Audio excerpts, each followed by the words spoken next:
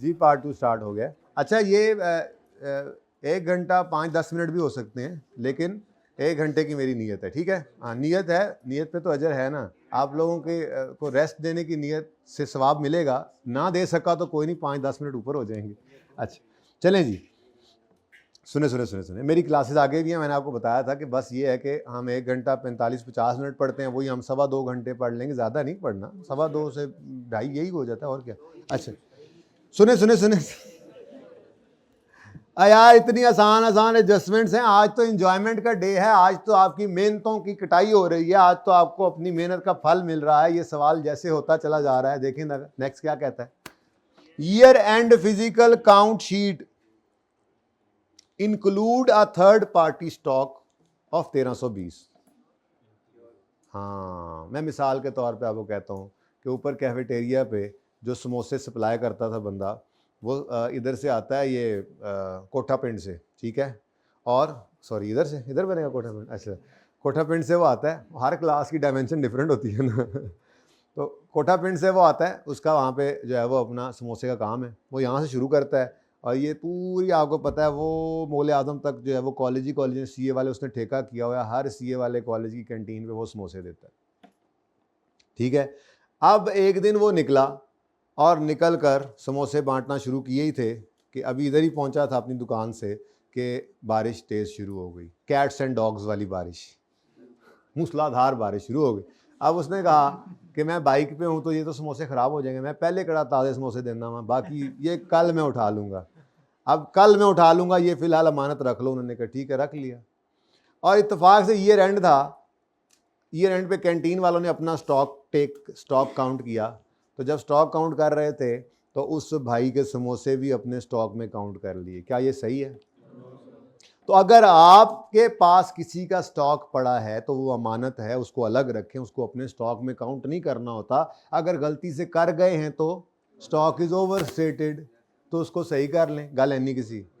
अच्छा एक और सिचुएशन भी होती है, FR 2 में पढ़ेंगे, IFRS 15 में आप जाकर, ठीक है। उसमें ये होता है कि जैसे मिसाल के तौर पे भाई ने कश्मीरी चप्पल, पेशावरी चप्पल तो सुना होगा आपने, कश्मीरी चप्पल जो हैं वही बड़े ज़बरदस्त चप्पल थे, ठीक है। भाई ने इनका काम शुरू किया अपने इलाके में, इन्होंने एक फैक्ट्री लगाई और इन्होंने सोचा कि काफ़ी कश्मीर के स्टूडेंट्स जो हैं वो लाहौर में भी हैं, तो एक अच्छी मार्केट टैप की जा सकती है, फिर यहाँ वाले लोग भी उसको इस्तेमाल करेंगे, KPK वाले भी पसंद करेंगे, तो मैं क्यों ना ये अपने कारोबार को फैलाऊँ लाहौर में भी।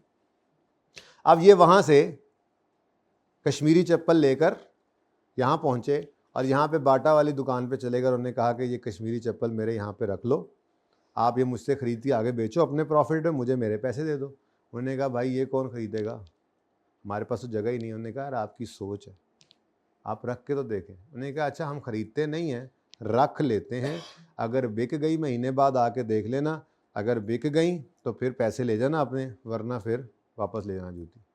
अब ये इसका स्टॉक है, लेकिन बाटा के पास अमानत पड़ा है। अब सिचुएशन डिफरेंट होगी। मैंने कहा दूसरी सिचुएशन बता दूं ना, ये तो आसान सिचुएशन है। मुश्किल सिचुएशन क्या हो सकती है, वो ये कहता कि नलतर वालों का स्टॉक किसी और के पास पड़ा अमानतन, और वो फिजिकल काउंट करने से हमें रह गया, क्योंकि हम कौन सा दूरबीन लगा के फिजिकल काउंट कर रहे थे कि कश्मीर वाली फैक्ट्री के अंदर स्टॉक के अंदर लाहौर वाले बाटा का भी स्टॉक आ जाए, अनलेस कि ये खुद बताए ना, जो इसने अपने पास नोट किया हुआ था कि मैंने बाटा पे इतने जूते रखवाए हुए हैं, आश पपीज़ पे इतने रखवाए हुए हैं, सर्विस पे इतने रखवाए हुए हैं, एंडोर पे इतने रखवाए हैं, लाहौर की फलां दुकान में। ये तो इसको पता है ना, वहाँ जो फिजिकल काउंट कर रहा है इसका अकाउंटेंट, उसको तो नहीं पता। बात समझ आ रही है? तो वो दूसरी सिचुएशन के अंदर क्या होगा, वो यूं कह सकता है कि आपका स्टॉक कहीं और पड़ा है, वो फिजिकल काउंट में शामिल नहीं हो सका। जाहिर है फिजिकली वो प्रेजेंट नहीं है कश्मीर वाली फैक्ट्री के अंदर, वो तो उसने वहां से उठा के यहाँ लाहौर की दुकानों पे रखवाया और पता सिर्फ इसको है। सेल तो वो है नहीं कि सेल रिकॉर्ड हुई होती, सेल अभी नहीं ना हुई, सेल अभी नहीं हुई। बाटा ने कहा महीने बाद आ जाना, अगर ना बिकी तो अपना स्टॉक वापस ले जाना, बिक गई तो पैसे ले लेना, तो महीने बाद कंफर्म होगा। तो ये अब अमानत है, इसका स्टॉक है, थर्ड पार्टी के पास पड़ा है।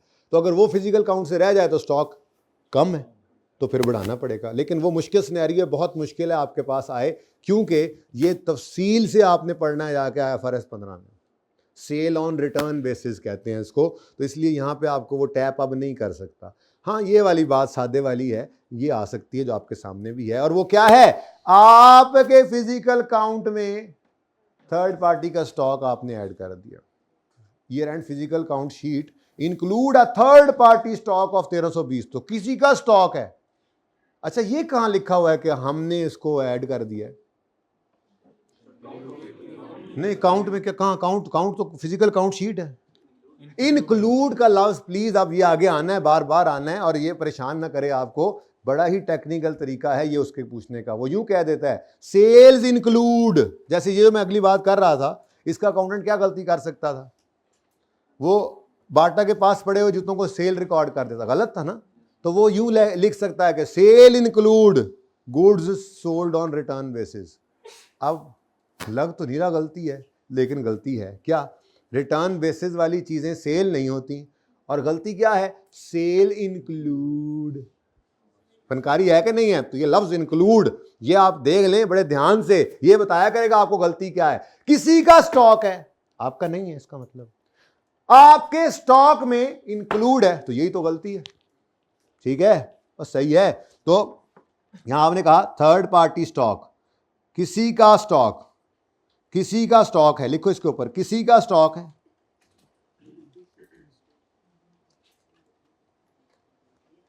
किसी का स्टॉक है, स्टॉक कहते हैं ना इसको, स्टॉक। किसी का स्टॉक है, और इधर देखो इंक्लूड हमारे स्टॉक में शामिल है, हमारे स्टॉक में शामिल हो गया। ठीक है, तो भाई ये तो गलती है, क्या ख्याल है? तो इसको सही करना है तो हमारे स्टॉक से निकाल दें, वेरी सिंपल। अच्छा, अब स्टॉक की कोई भी गलती है ना, उसको सही करने का जुगाड़ हमने पक्का रखा हुआ है, मसला ही कोई नहीं है। क्या मतलब? वैसे तो डायरेक्ट कर लेना चाहिए था, लेकिन चलो रेक्टिफाइंग एंटी डायरेक्ट करेंगे। इन्वेंट्री में किसी की इन्वेंट्री शामिल है तो उसको निकालना है, तो इन्वेंट्री कम होगी। इन्वेंट्री क्रेडिट कितने से? 1320 से कॉस्ट ऑफ सेल कहते क्रेडिट। खुदा दा खौफ करो, खुदा दा खौफ करो, कुछ तो खुदा दा खौफ करो। अच्छा जी, अब ये 1320 की एंट्री किस किस चीज को हिट मार रही है? इन्वेंट्री को, और कॉस्ट ऑफ सेल कहाँ है? पीएनएल में, वो तो ऑलरेडी एडजस्टमेंट के लिए अकाउंट खोला हुआ है। दूसरी चीज क्या आ गई? इन्वेंट्री। इसका मतलब हेलो इन्वेंट्री, आप भी अनएडजस्टेड है, आपको भी एडजस्ट करना पड़ेगा, और आपका भी हम लेजर नहीं खोलेंगे, आपको भी हम आपके भी हम आ तेरे जिन कड्डा, लेकिन ब्रैकेट में, लेजर में नहीं। ठीक है, तो इन सब के हम जिन निकाल रहे हैं। तो इधर लाएं जी, करंट एसेट्स में इन्वेंट्री है, स्टॉक है, क्या लफ्ज लिखा हुआ है?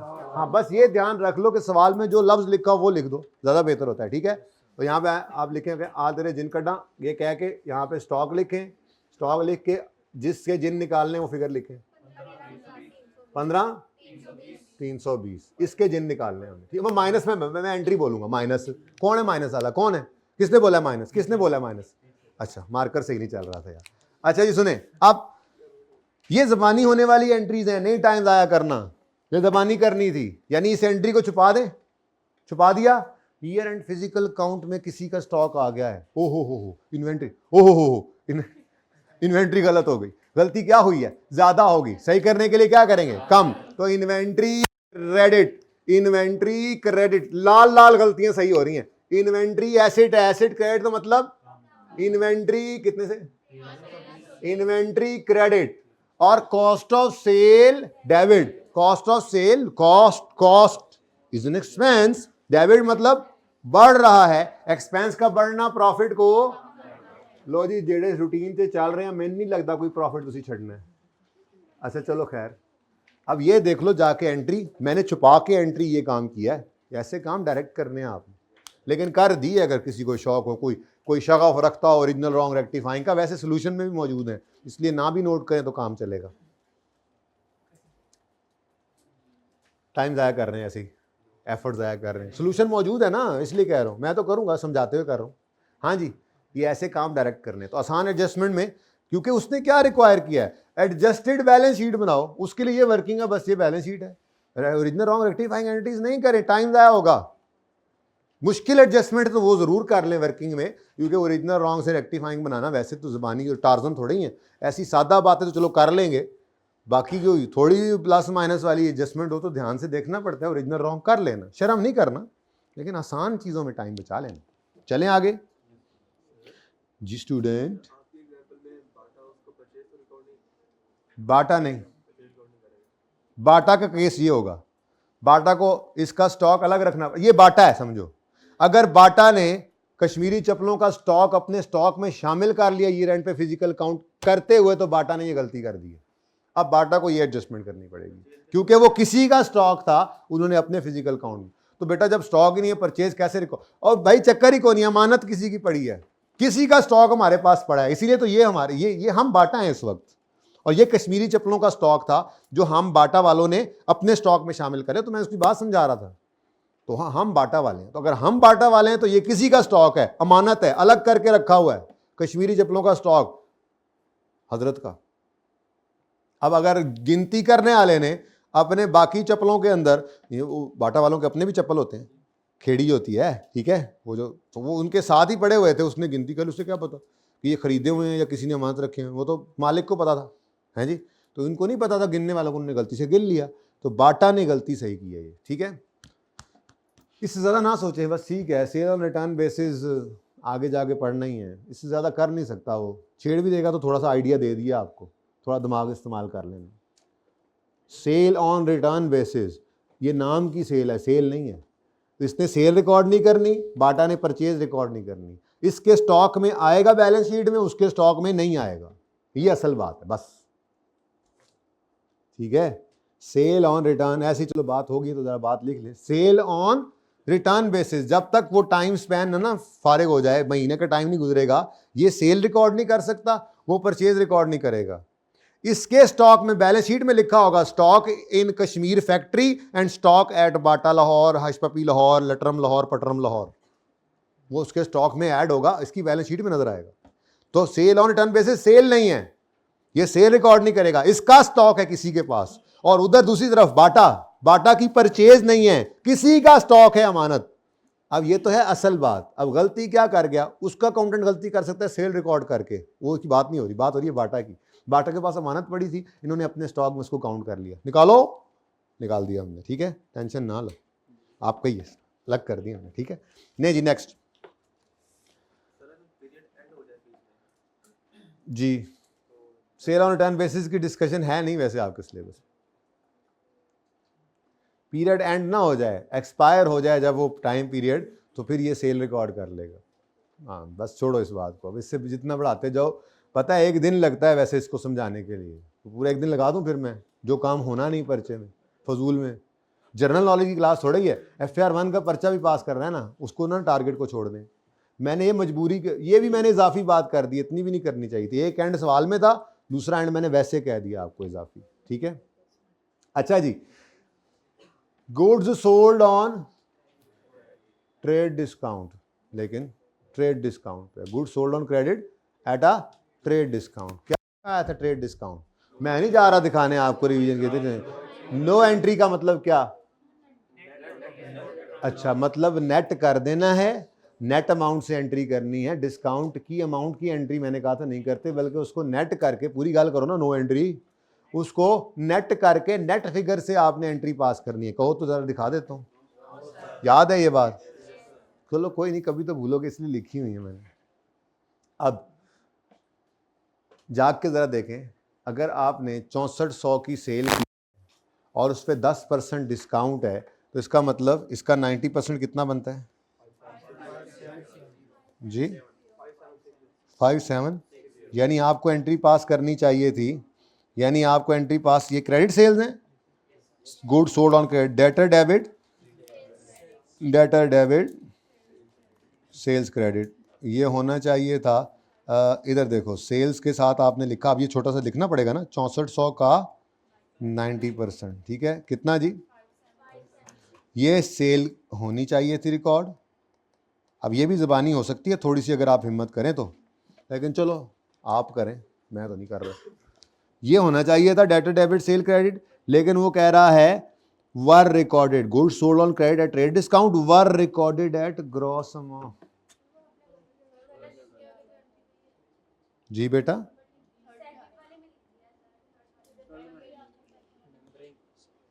ये कोई गलती है? ये बाद में बंदा बता सकता है, मोशन से तोड़ता है ना मेरा, और देखो 6 सिरों होते रह गया सारा कुछ है।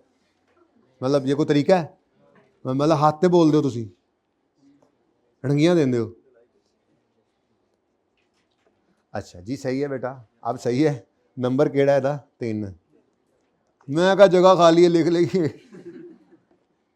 जी। डेटर डेबिट सेल क्रेडिट होना चाहिए था 5760 से, पर ये हो गया है ग्रॉस अमाउंट यानी 6400 से। तो ये ज़बानी वाला ही काम था बेटा। डेटर डेबिट सेल्स क्रेडिट हो गया है 6400 से डेबिट। तो सही करने के लिए करोगे डेटर को क्रेडिट कितने से? 6400 माइनस 5760 जी, 640 से डेटर क्रेडिट करके सेल्स को डेबिट करो। यार वो एक वो भी आया था, क्या नाम है उसका? सस्पेंस भी नज़र आ रहा है, अभी तक कहीं नज़र नहीं आया वैसे एडजस्ट। तो सस्पेंस देख के पागल नहीं हो जाना कि हर एडजस्टमेंट में सस्पेंस सस्पेंस। पहली 3 एडजस्टमेंट में कोई सस्पेंस नहीं आया, हालांकि सस्पेंस मौजूद है, सवाल आ जाएगा फिर। लेकिन ये नहीं कि बस सस्पेंस आ गया तो पहली प्रायोरिटी सस्पेंस को देने लग जाओ, ऐसा कुछ नहीं है, ठीक है। लो जी सेल्स तो चलो पीएनएल में हिट हो जाएंगी, डेटर भी गलत हो गए। ओ भाई, ओ भाइयों, ओ डेटरो, ओ ट्रेड रिसीवलो, तुम भी सही नहीं है। आओ तुम्हारे भी जिन निकालें। तो आ तेरे जिन करना, ट्रेड रिसीवेबल्स, आओ तुम्हारे जिन्स निकालें जी। पहले बताएं फिगर। 3000, ठीक है जी। अब अच्छा जी 30 लें जी।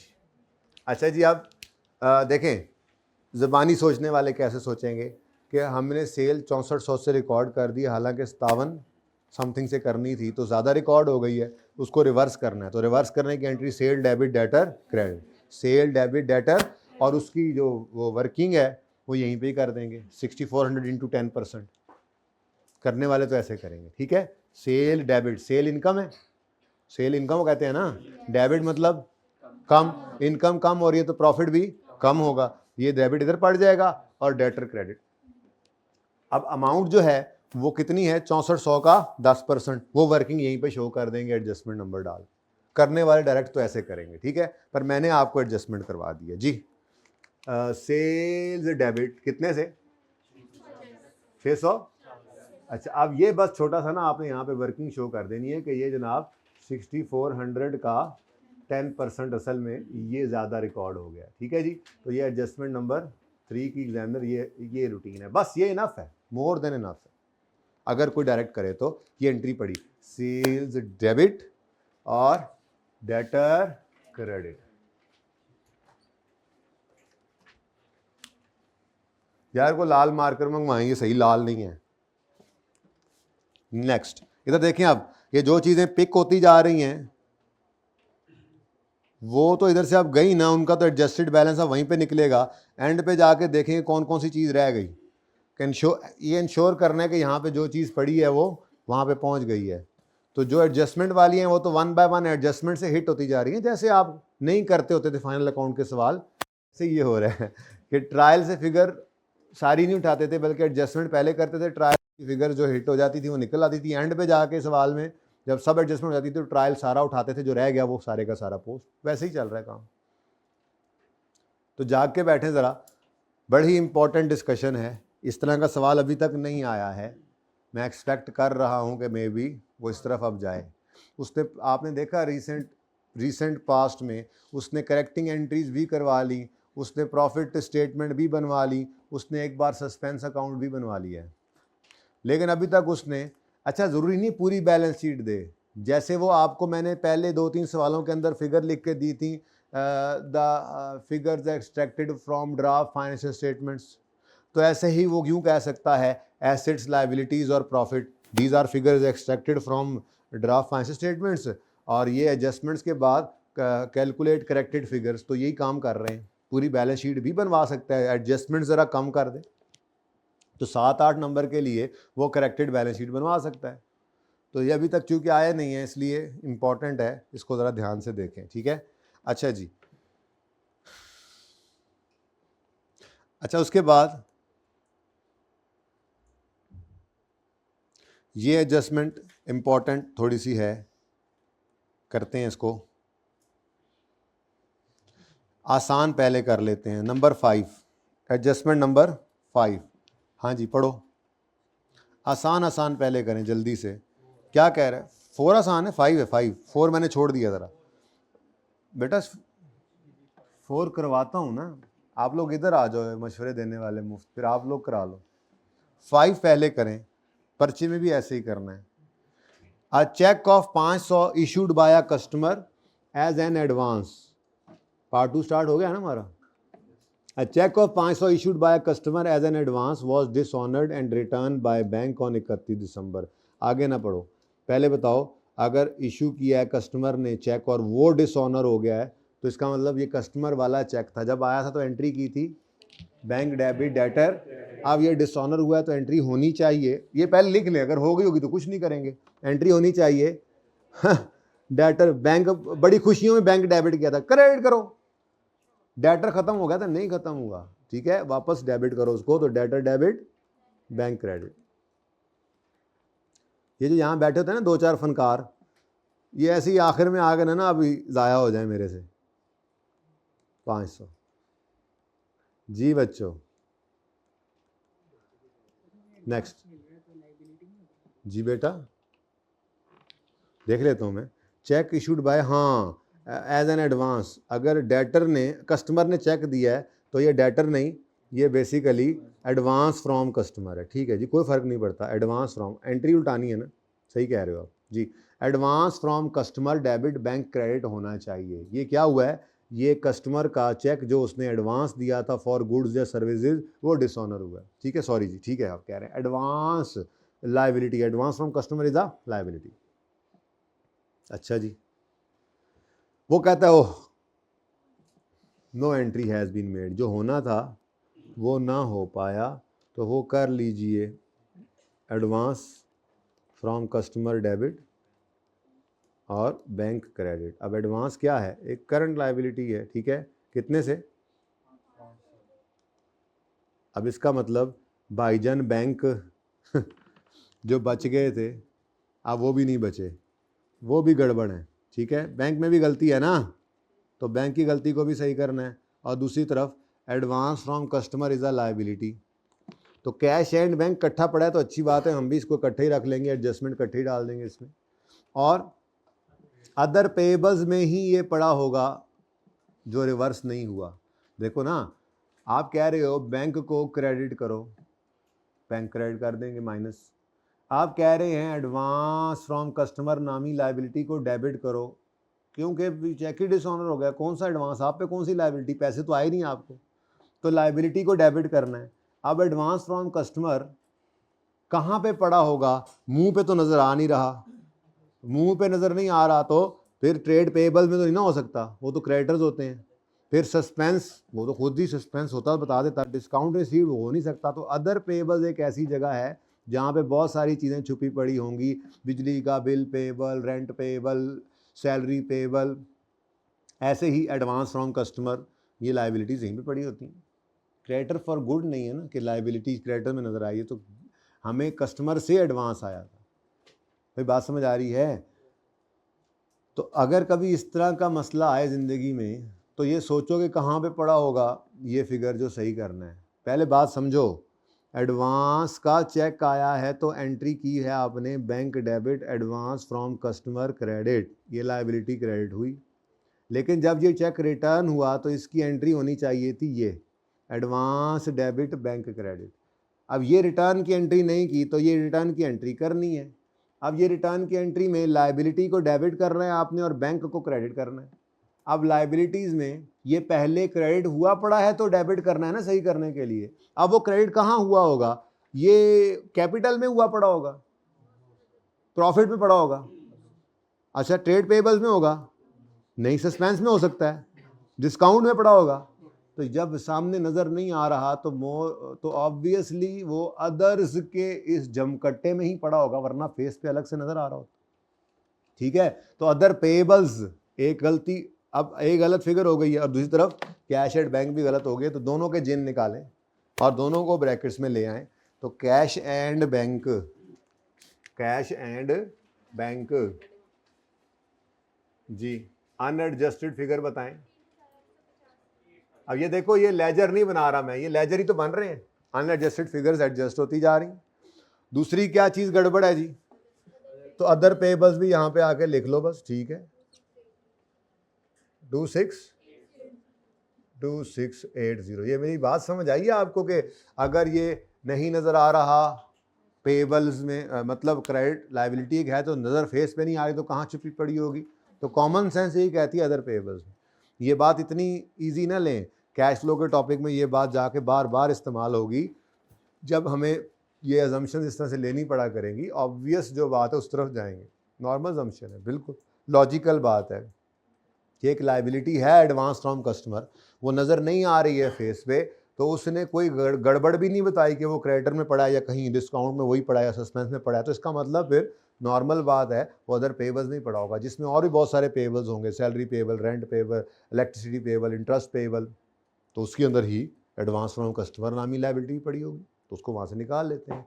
अब गलती सही करनी है तो क्या करेंगे जी, इस चेक को रिवर्स करना है, ज़बानी होने वाली एडजस्टमेंट है ये भी, ठीक है, कि आपका एक चेक एडवांस के तौर पे आया था, उसको रिवर्स करना है, तो bank debit, sorry advance debit, liability debit, bank credit कर दें, ठीक है। अब ये एंट्री यहाँ पे कर दी मैंने, सोल्यूशन में भी है लेकिन इसकी ज़रूरत नहीं थी, इतनी आसान एडजस्टमेंट है, इसको भी डायरेक्ट करना चाहिए था, ठीक है।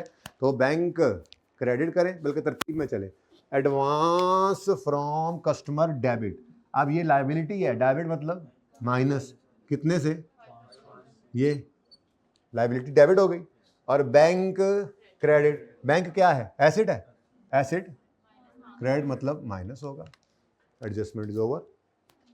थोड़ा कंफर्टेबल हुए हो? अब ये एक अलग चीज है ना, आपको सारी करेक्शन आती है तब भी ये काम शायद आता भी हो कुछ बच्चों को, पर मेरी तसल्ली तो तभी होगी ना जब मैंने ये टाइप भी करवा दी क्वेश्चन। तो इसमें आपसे 3 तरह के सवाल पूछ सकता है, करेक्टिंग एंट्रीज मांग ले, सिर्फ प्रॉफिट पे एडजस्टमेंट मांग ले, या आपसे फाइनेंशियल स्टेटमेंट्स एडजस्टमेंट बनवा ले गलत देख। ये तीसरी तरह का सवाल है, ये भी तैयार करना था।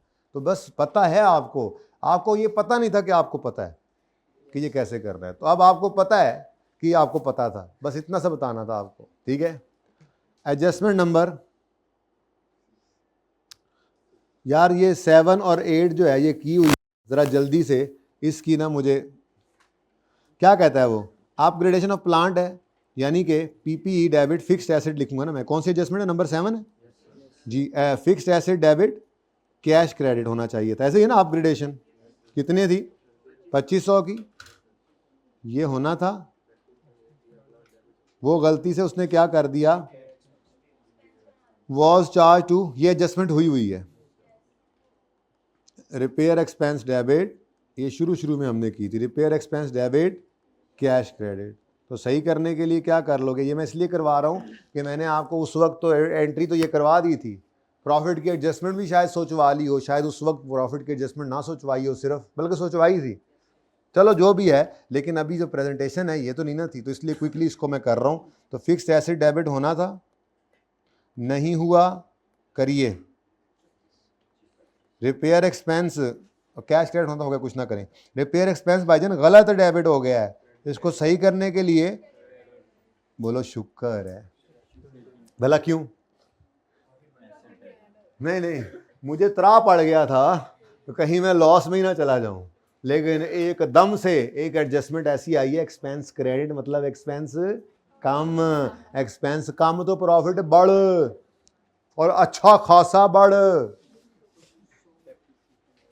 अच्छा कोई नहीं, कितना को होएगा डेप्रीसिएशन, आटे में नमक के बराबर, 5% 10% है, और क्या है जी।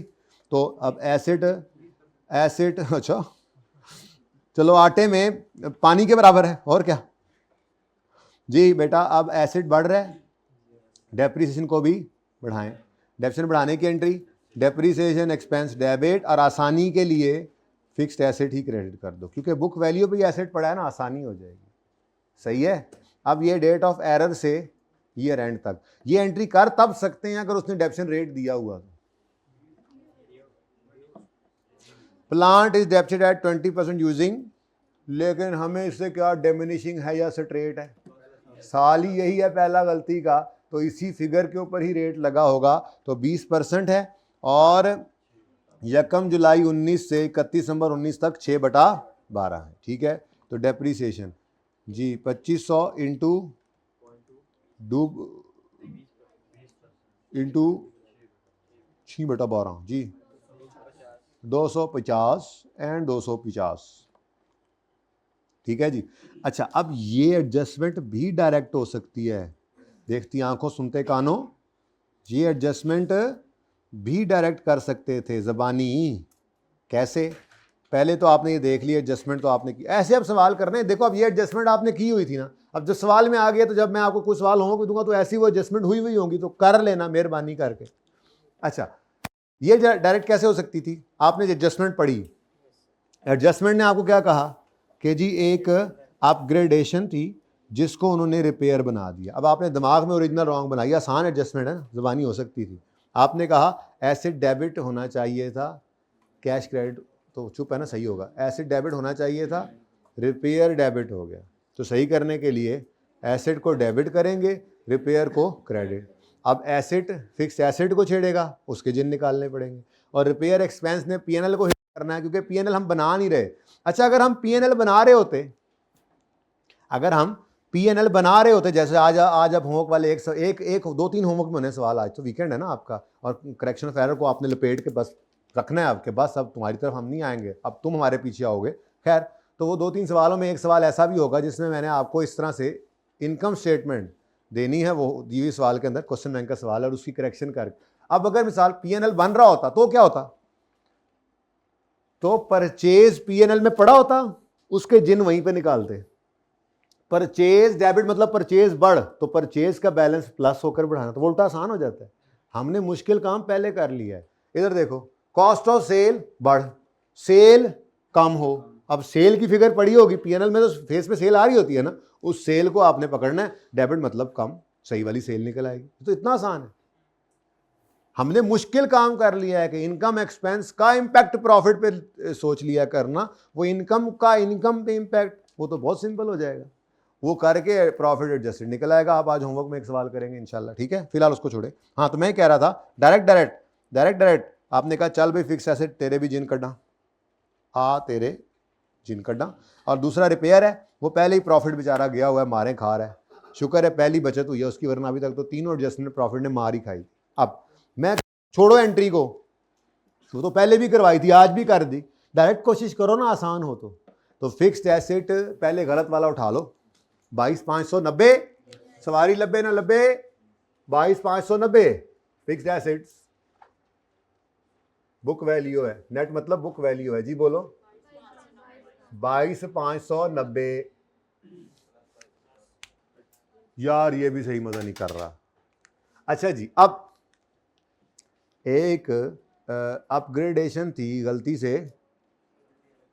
से रिपेयर एक्सपेंस बनी, तो एसिड को बढ़ाओ प्लस कितने से 20, ये फिक्स एसिड डेबिट जी। तो बेटा अगले स्टेप में करेंगे ना, अभी मैं एसिड तो सही कर लूँ, ठीक है, ये होगा तो डेप्शन का मसला आएगा, 2 एंट्रीज नहीं की, दोनों करनी है ना। तो fixed asset debit repair credit. अब रिपेयर एक्सपेंस है, क्रेडिट मतलब कम होते प्रॉफिट 2500 से बढ़ गया।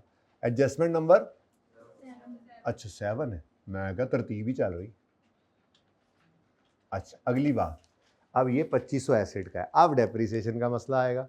अब एसिड बढ़ा, डेप्शन भी बढ़ेगी, डेप्शन बढ़ने की entry, depreciation expense debit, asset ही क्रेडिट कर दें। अब वो एक्सपेंस का बढ़ना प्रॉफिट को, अब ये वाला काम यहां पर ही मैं शो कर रहा हूं, ठीक है, 2500 ये नजर आ रहा है, इसका 20%, इसका 6/12 जी।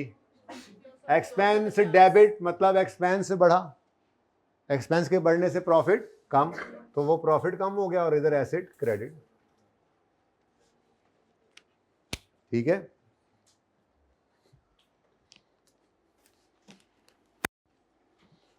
ये भी कर दो यार, ये एडजस्टमेंट भी आपने की हुई है, जल्दी से कर दो ये एडजस्टमेंट भी।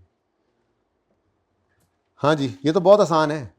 टोटल सेल ऑफ 26 दिसंबर पर sale day book was 167। This was posted in receivable control account as 671। Trial balance was balance by taking difference suspense. अच्छा वही तो आ रहा है सस्पेंस। अब जी इस एडजस्टमेंट के अंदर वो कहता है, ये भी एडजस्टमेंट कराई हुई है, होना चाहिए था डेटर डेबिट सेल क्रेडिट 167 से, लेकिन जो डेटर कंट्रोल जो डेटर अकाउंट था वो क्रेडिट किससे हो गया।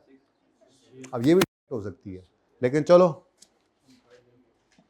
नंबर कौन सा है जी। डेटर डेबिट सेल्स क्रेडिट होना चाहिए था 167 से, लेकिन उसने डेटर को डेबिट किससे कर दिया है 670। और सेल के बारे में मैंने कहा था चुप है, तो अब मैंने कंट्रोल अकाउंट दोनों जगह लिख दिया था, ठीक है ना, जरूरत नहीं है, बस काम चल रहा है। तो डेटर डेबिट होना था 167 से, ज़्यादा डेबिट हो गया, सही करने के लिए क्रेडिट करो 671 माइनस 167 से 500, और सेल क्रेडिट होना था जो सही हो गया, तो अब ये वाला सस्पेंस को पड़ेगा, लेकिन सस्पेंस अभी भी पूरा नहीं हुआ। 500, अच्छा 550 लगा मुझे, लो जी।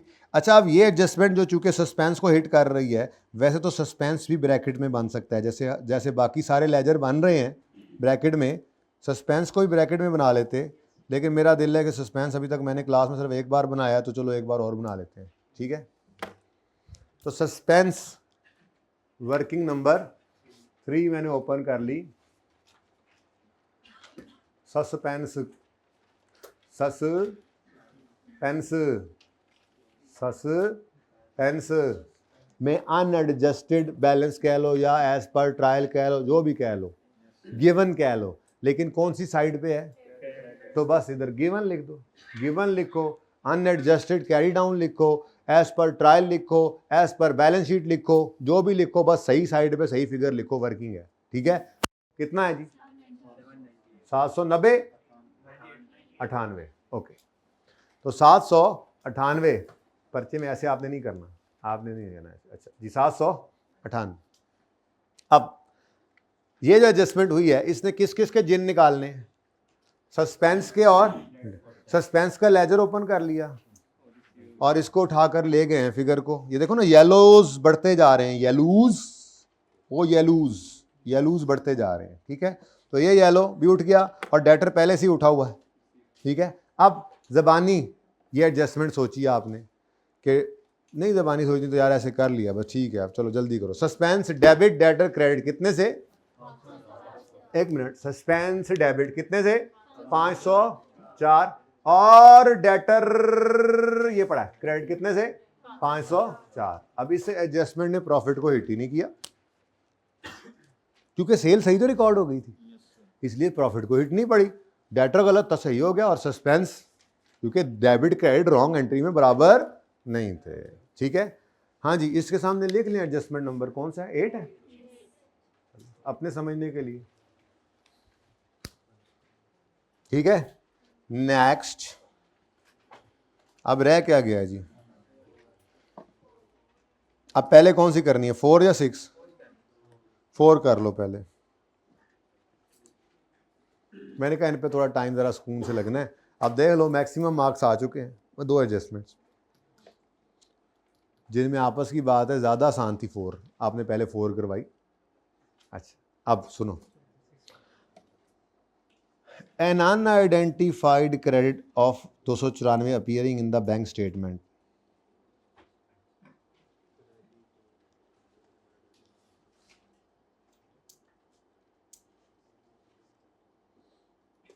वॉज, अब ऐसे पढ़ो, ऐसे ज़रा पढ़ो, an unidentified credit 294 appearing in bank statement was a settlement of an old outstanding balance previously return of.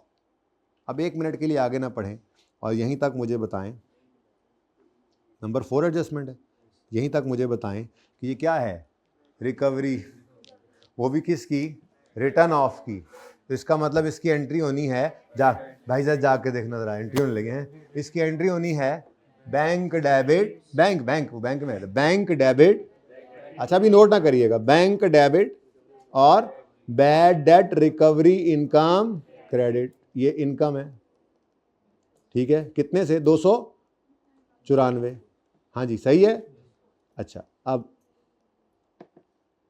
ये तो सिंपल एडजस्टमेंट है, अगर इस तरह से है तो सिंपल सी एडजस्टमेंट है, बस ये होना था, लेकिन उसको समझ नहीं आ रहा था, उसको समझ नहीं आ रहा कि यार ये है क्या। उसने बैंक में तो डेबिट कर दिया, इसको बैंक स्टेटमेंट आई ना तो उसमें क्रेडिट आ रहा था 294 पैसे आए हैं, समझ नहीं आ रही, समझ नहीं आ रही, समझ नहीं आ रही। उसने इसको कहाँ पे फेंका हुआ है फिर, ये उसने बोला है, लेकिन मैंने अभी इसको सामने रखा नहीं, इसको छुपाया हुआ है। अभी मैं आपको ओरिजिनल एंट्री समझा रहा हूँ, ठीक है ना। ये कर लेते हैं, ये करना है, उसने ये करना है, ठीक है। चलो छोड़े, वापस आए, ये होना चाहिए। अच्छा, अब फिलहाल जितनी बात मैंने छुपा कर कही है तो ये होना चाहिए। 294 का क्रेडिट आ रहा है, वो bad debt previous return of था उससे आया है, तो ये बैड डेट रिकवरी इनकम है, ये एंट्री होनी चाहिए। अच्छा, अब अगली बात जो है ना वो थोड़ा सा ट्विस्ट है, लेकिन इतना भी नहीं। वो ये कहता है कि जितने पैसे आए थे ना, उस बंदे ने जितने पैसे भेजे थे, ये वो नहीं है, कुछ पैसे बैंक ने अपने चार्जेस के काट लिए। मिसाल के तौर पे कोई दूसरे शहर का जो है वो चेक होगा लेट्स से, तो दूसरी सिटी के चेक होने की वजह से बैंक ने कुछ चार्जेस काट लिए। इसका मतलब भेजने वाले ने 294 नहीं भेजा था, 310, 15, 20 भेजा था शायद। कुछ पैसे बैंक ने काट लिए हैं, वो तो हमें देखना पड़ेगा ना कितना भेजा था। ये कहाँ लिखा हुआ है, ये यहाँ पे लिखा हुआ है। एक मिनट, हाँ ये आगे लिखा हुआ है, द अमाउंट, ये इसकी बात हो रही है। द अमाउंट, अमाउंट तो यही है ना जो सवाल में गिवन है, unidentified credit of 294 appearing in the bank statement was a settlement of all outstanding balance, ठीक है। अब वो कहता है द अमाउंट, ऊपर वाली, was net of, the amount was net of 2% charges. अब डिस्काउंट नहीं है ये, हमने डिस्काउंट नहीं दिया, लेकिन हमारा है एक्सपेंस ही। डेटर को डिस्काउंट अलाउ करते थे तो वो हमारा एक्सपेंस, आज हमने इसको अलाउ नहीं किया डिस्काउंट, लेकिन जो हमें पैसे आए बैंक ने उसमें से कुछ अपने लिए रख लिए, तो वो भी हमारा तो एक्सपेंस ही है। यानी आज भी आपको करना क्या था, इस एडजस्टमेंट में भी करना था वही काम, आपने वही 3 चीजें निकालनी थी। कौन कौन सी? ग्रॉस, डिस्काउंट की बजाय बैंक चार्जेस, और नेट, ठीक है। जहां आप डिस्काउंट लिखा करते थे, जहां आप डिस्काउंट लिखा करते थे, वो डिस्काउंट की बजाय अब बाकी तरतीब वैसे ही है, ठीक है। तो आप बिल्कुल वैसे ही कर लें। क्या लिखा था मैंने? बैंक चार्जेस, बैंक चार्जेस, ठीक है, जैसे आप पहले अकाउंट लिखते थे। अब बताओ सवाल के अंदर क्या गिवन है? रिसीव्ड अमाउंट तो नेट ही होगी ना, जो बैंक में नजर आ रहा है वो कह रहा है ये अमाउंट नेट है, net of what? Net of bank charges. तो है कितनी वैसे? 294, ठीक है। तो नेट ऑफ बैंक चार्जेस है और 294 की अमाउंट है, ये 2% चार्जेस निकालने के बाद है। तो ये 294 जो है ये दरअसल 98% है, ठीक है। 2% बैंक चार्जेस हैं, असल अमाउंट तो फिर कुछ और थी। अब असल अमाउंट निकाल लें, बैंक चार्जेस निकाल लें, आपकी मर्जी है, आपकी अपनी मर्जी है। 294 आपकी आदत बनी हुई है यही वाली, ये 98 है, आप 100 निकालने के आदी हैं तो पहले वही निकाल लें जी। 310, 15 नहीं 300 था, 300 रुपया असल में भेजा था, बैंक ने उसमें से 6 रुपये अपने काट कर हमारे अकाउंट के अंदर क्रेडिट कर दिए। जैसे कभी आपको कोरियर आया और अगले ने कहा हो गए खत भेजे, तो अगले ने कहा हो कि पैसे भी उन्हीं से लेना टिकट के, ये वो वाला मामला हुआ है। तो हमने कहा चलो कुछ तो आ गया, पहले तो हमने कुल हुवल्ला पढ़ लिया ना इस पे 294 पे, 300 पे पूरे पे, उससे रिकवरी होगी। अब ये मामला है तो एंट्री क्या होनी चाहिए थी? बैंक डेबिट 294 से ही है, बोलो, लेकिन रिकवरी इनकम असल में तो हुई थी 300 की, बाकी 6 कहाँ चले गए? Bank charges. अच्छा, अब ये मैंने आपको इकट्ठी एंट्री करवा दी है, ठीक है। ये इनकम और ये एक्सपेंस, ठीक है ना, इकट्ठी एंट्री करवा दी। ये तोड़ के भी हो सकती थी, कैसे? आप यूं कहें कि जी बैंक में आया था 300, ठीक है, ये बैड डेट रिकवरी इनकम है, बैंक ने इसमें से 6 रुपये काट लिए, तो वो बैंक चार्जेस हैं। वो बैंक आपके पास नहीं आएगा पैसे लेने, आपके पैसों में से ही काट लिया करता है। एटीएम शेटीएम के पैसे कट नहीं जाते जिनके अकाउंट्स हैं उनमें, साल में आपके पास को आते हैं दरवाज़ा खटका के, भाई एटीएम चार्जेस दे दें। जो 200-400 रुपये आपके पड़ा होता है वो भी निकल जाता है। स्टूडेंट लाइफ में तो इतने ही होते हैं ना, महीने के शुरू में तो आने होते हैं घर से, जो पड़े होते हैं ना वो 2-3 हज़ार, वो सारे के सारे ही वो साल में एक दफ़ा टीका लगा देते हैं आपको। बैंक आपके पास नहीं आता, पैसे आपके पैसों में से काट लेते। तो ऐसे ही है, bank charges debit, bank credit. तो मैंने बस ये किया है कि मैंने ये बैंक का डेबिट और बैंक का क्रेडिट ये नेट में कर दिया 294 से, बाकी तो एंट्री वही है। तो आप इस तरह से करना चाहें एंट्री बेशक करें, मैंने ऊपर वाली एंट्री कर दी, जो मैंने करना था वो कर दिया। जी समझ में आती है बात? इंटरेस्टिंग एंट्री थी, लेकिन आपको पता है जुगाड़िए लोग हैं हमने तो यही सोचा कि ये इससे मिलता जुलता काम तो हम करते थे ना, बस हम कुछ नया नहीं सोचेंगे, हम वही काम फिर कर लेंगे। अब ये तो है जो होना चाहिए था, जो मर्जी कर लें आप, ये एंट्री करें ये करें, मैं इसको प्रेफर करूंगा। ठीक है, ना समझ आए तो ये कर लें, दोनों एंट्रीज अलग अलग कर लें। ठीक है, ओरिजिनल समझ आ रही है? अच्छा, अब वो क्या कह रहा है? वो कह रहा है द अनआइडेंटिफाइड, असल मसला तो यही था, क्रेडिट अनआइडेंटिफाइड था, मतलब अकाउंटेंट को समझ नहीं लग रही। देखो ना, कहने वाला भी क्या कह रहा होगा फोन करके, मैंने 300 रुपया भेज दिया है। अब बैंक स्टेटमेंट में वो 300 बेचारे को नजर आएगा अकाउंटेंट को, तो उसको समझ लगेगी ना कि ये किसके आए पैसे। अब ये 294 किसी ने भेजे भी नहीं है और नजर भी आ रहे हैं। अब अकाउंटेंट बेचारा परेशान बैठा है, लेकिन बैंक स्टेटमेंट में क्रेडिट हुए हैं पैसे। तो आप बीआरएस कुछ याद है? बैंक स्टेट, बस इतनी को बीआरएस आपको रिवाइज करानी है मैंने, जो मैं अब करवा रहा हूं, कि जो आपकी किताबों में डेबिट है, बैंक आपका वही लेजर जो मेंटेन करता है, वो वहां पर क्रेडिट होता है। कि बैंक के लिए तो आप लाइबिलिटी है ना, बैंक के लिए आपका पैसा उनके ऊपर लाइबिलिटी है। तो इसलिए हम ऐसे नहीं सोचते लंबी सोच, बस इतनी सी बात, आप बैंक स्टेटमेंट का जो क्रेडिट है दरअसल वो आपको पैसे आए होते हैं, वो आपका डेबिट, और बैंक स्टेटमेंट का जो डेबिट है दरअसल वो बैंक ने पैसे आपके डिडक्ट किए या आपके भी आप पे पे किए, आपकी पेमेंट है, तो वो आपकी किताबों में क्या है? क्रेडिट। भाई इतना सा पता होना चाहिए आपको बीआरएस का, इतना तो याद है ना, क्योंकि जो होते थे ना वो अनप्रेजेंटेड और अनक्रेडिटेड चेक्स, बेटा वो तो बीआरएस बनाएंगे तो आएंगे, वो कोई यहाँ पे तो नहीं आ सकते। खैर एनीवेज देख लेंगे रिवीजन क्लास में, मेरी तसल्ली ना हो तो एंड में फिर भी कुछ ना कुछ ऐसे ही छेड़खानी कर देता हूँ। छोड़े इस बात को, इतनी सी बात बस ज़हन में होनी चाहिए। अब बैंक स्टेटमेंट में क्रेडिट पड़ा है 294, अकाउंटेंट बड़ा परेशान है, यार ये कहाँ से आए हैं। समझ आइए ना क्यों परेशान है बेचारा, कभी कभी सही भी परेशान होता है। ठीक है, तो उसने कहा चलो यार कोई बात नहीं, बैंक तो डेबिट हुआ ना, भाई को जगाना जरा, बैंक तो डेबिट हुआ ना, बोलो बैंक डेबिट हो गया। बैंक डेबिट हो गया, क्योंकि बैंक में पैसे आ रहे हैं, तो बैंक डेबिट हो गया। कितने से? अब इधर वो किसने पूछा था कल परसों, यार मुझे याद आ रहा है, जिसने कहा था वो एंट्री सस्पेंस में नहीं पड़ी, बताओ मुझे। हाँ आपने पूछा था? नहीं आप नहीं थे, कोई और था जिसने ये कहा था कि जब जो पिछले सवाल में नहीं लिखा हुआ था ये the difference was carry to suspense, कुछ ऐसी बात लिखी हुई थी ना, वो पता नहीं कहाँ गई एडजस्टमेंट, मुझे याद नहीं आ रही, लेकिन उसमें किसी ने सवाल किया था, वो आप ही थे फिर, पक्की बात है। तो भाई वो ट्रायल में बैलेंस डाला जाता है, जब एंट्री का पता नहीं लगा, कोई गड़बड़ करके ट्रायल पे पहुंचे तो ट्रायल बैलेंस नहीं था, तो डेबिट या क्रेडिट में जहां पे वजन कम था वहां डाल के उसको बैलेंस किया। वो एक सूरत है सस्पेंस के आने की, ये दूसरी सूरत है जो आज आ गई कि बैंक का क्रेडिट तो इसको नजर आ गया स्टेटमेंट में, इसने कहा बैंक डेबिट, मेरी किताबों में डेबिट तो हो गया। अब आइडेंटिफाई नहीं हो रहा कि ये पैसे भेजे किसने हैं, किसको क्रेडिट करूं, कोई कैश सेल हुई है या किसी डेटर से पैसे आए हैं, या असल कहानी क्या है, कोई रिकवरी इनकम, पता नहीं उसको। तो इसने कहा आर्जी तौर पे मैं फिलहाल सस्पेंस को क्रेडिट कर देता हूं, ये है वो सस्पेंस का क्रेडिट होना।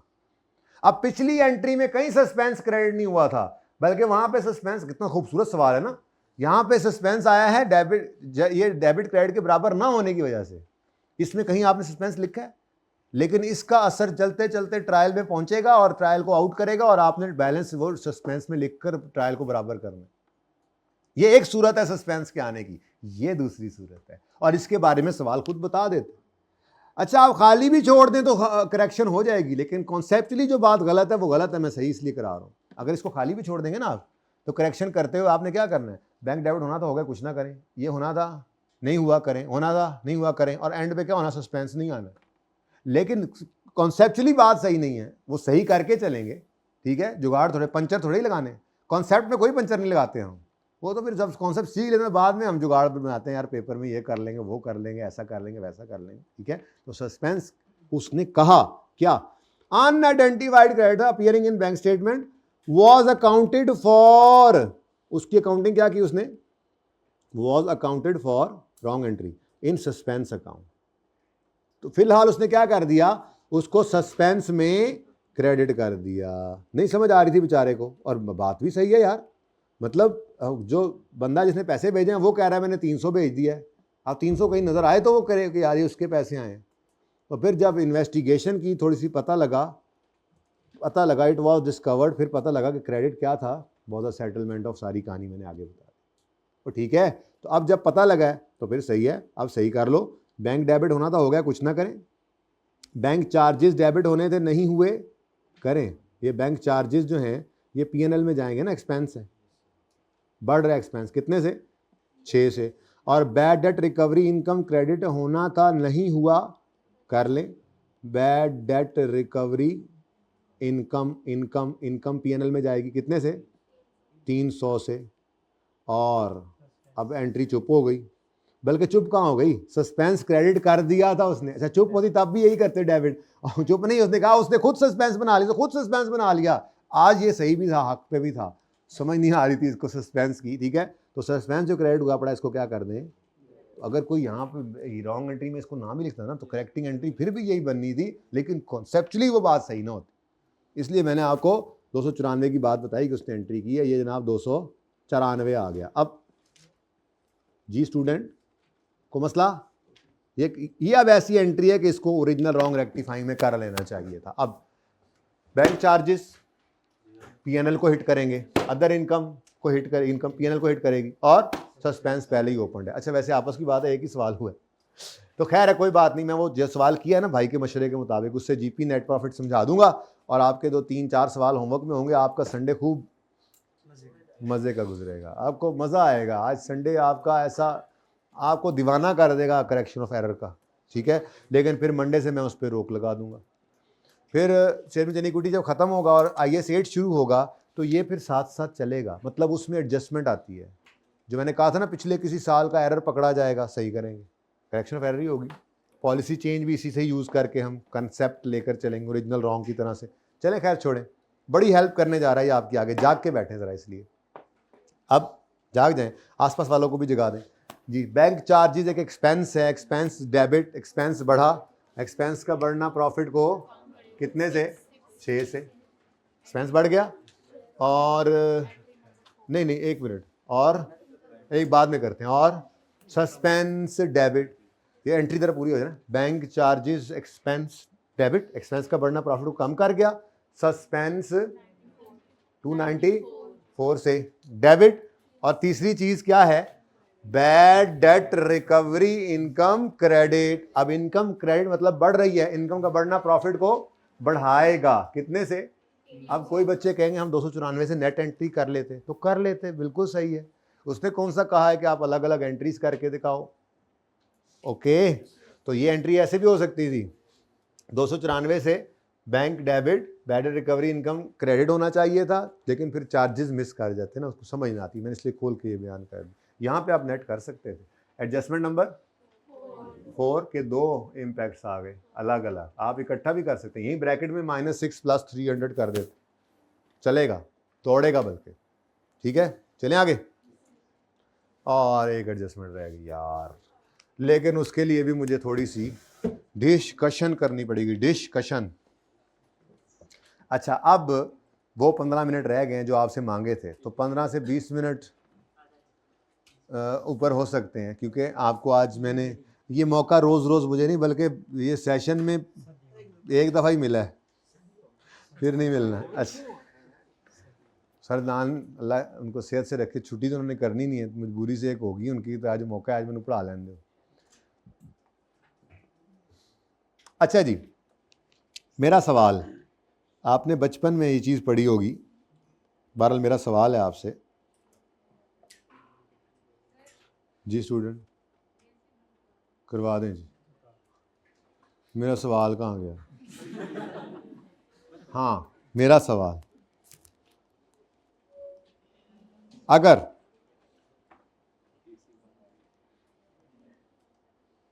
बिजनेस का कोई खर्चा या पेमेंट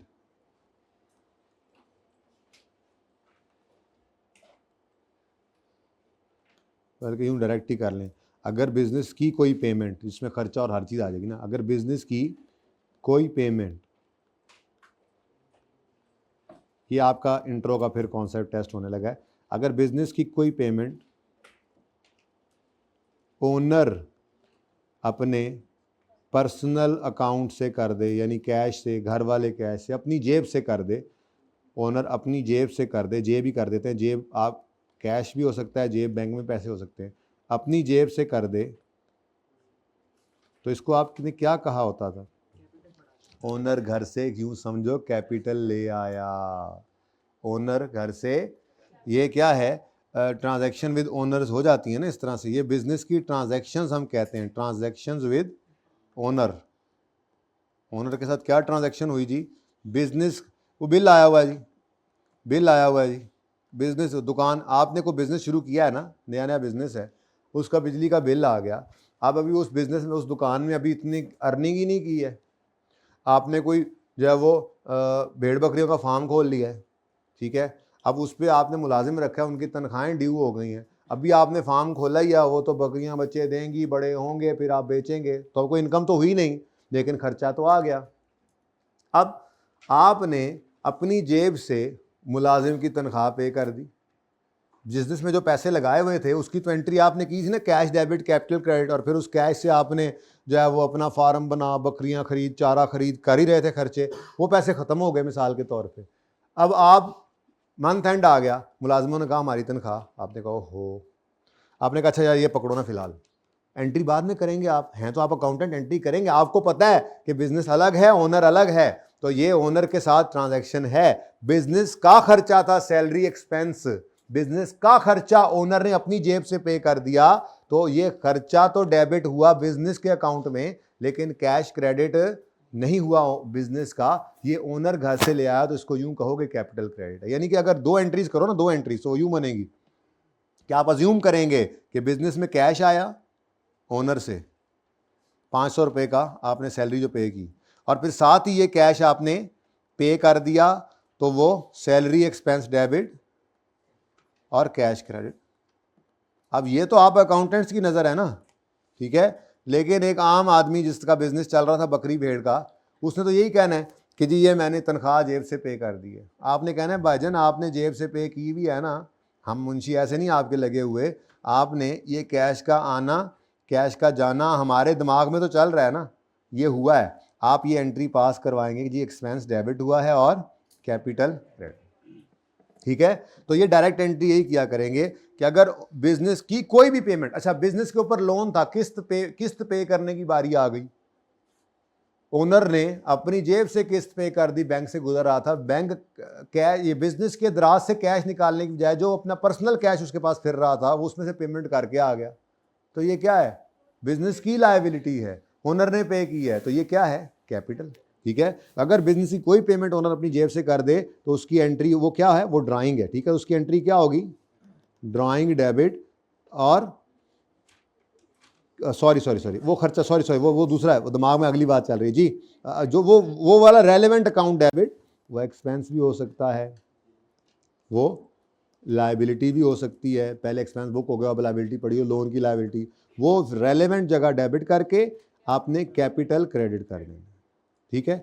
असल में ये एडजस्टमेंट नहीं थी ना, एडजस्टमेंट दूसरी है जिसमें दिमाग मेरा आगे चला गया था, और वो क्या है, वो है, और अगर ओनर की कोई पेमेंट, ओनर की कोई पर्सनल पेमेंट, और अगर ओनर की कोई पर्सनल पेमेंट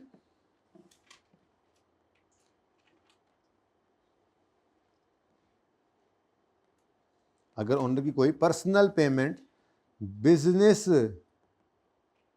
बिजनेस की जेब से हो जाए पे, बिजनेस से पे हो जाए, तो इसको क्या कहते हैं जी, बोलो, ये ड्राइंग्स हैं, बचपन में बेटा आपने पढ़ा हुआ है, मैं तो जस्ट आपको रिवाइज करा रहा हूँ ये बात। तो इसमें आपने क्या करना है, ड्राइंग्स डेबिट करनी है, ठीक है, और बिजनेस का कैश क्रेडिट करना है।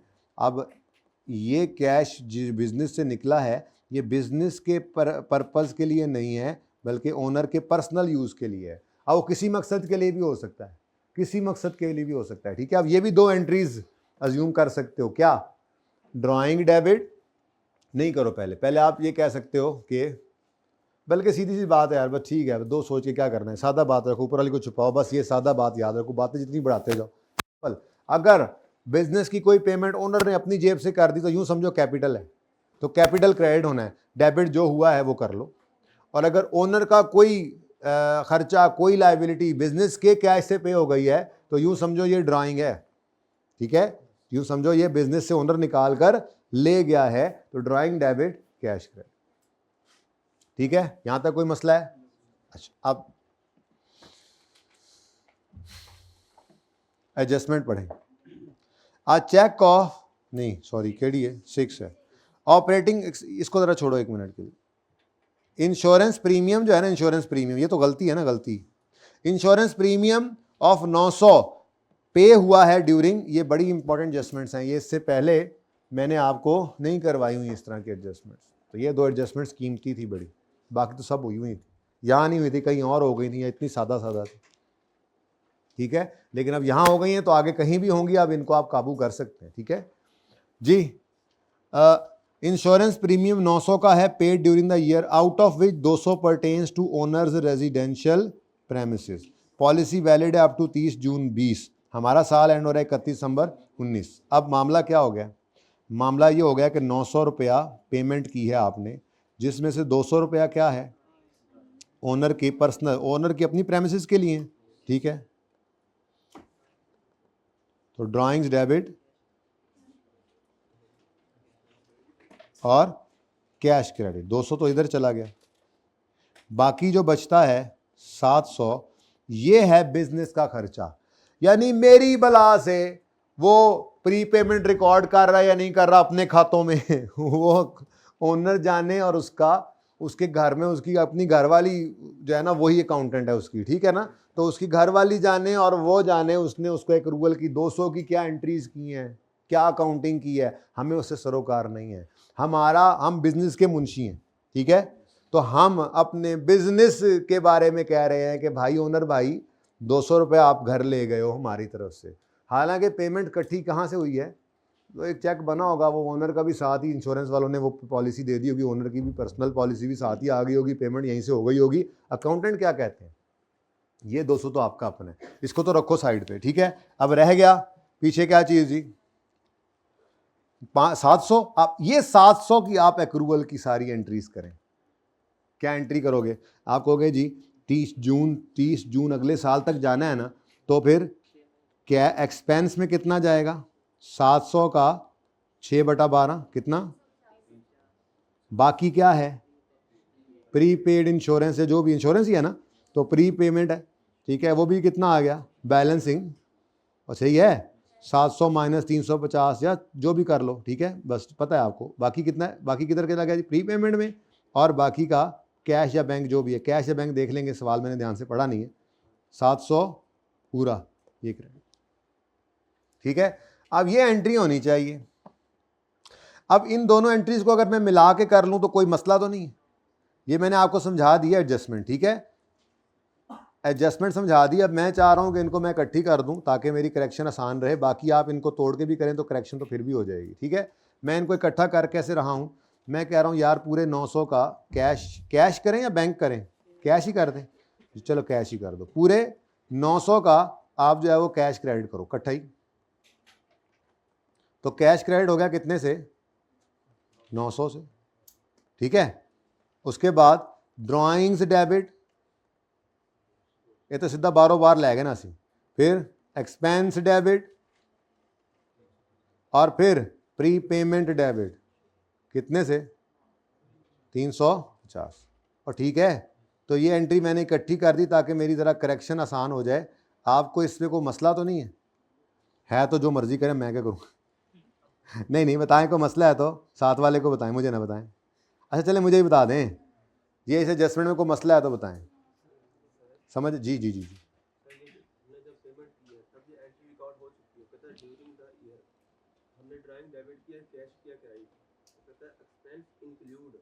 वो मैं बाद में बताता हूँ, मैं रॉन्ग एंट्री है। अब मैं ओरिजिनल तो कर लूँ, अभी मैं ओरिजिनल एंट्री कर रहा हूँ, कर लूँ।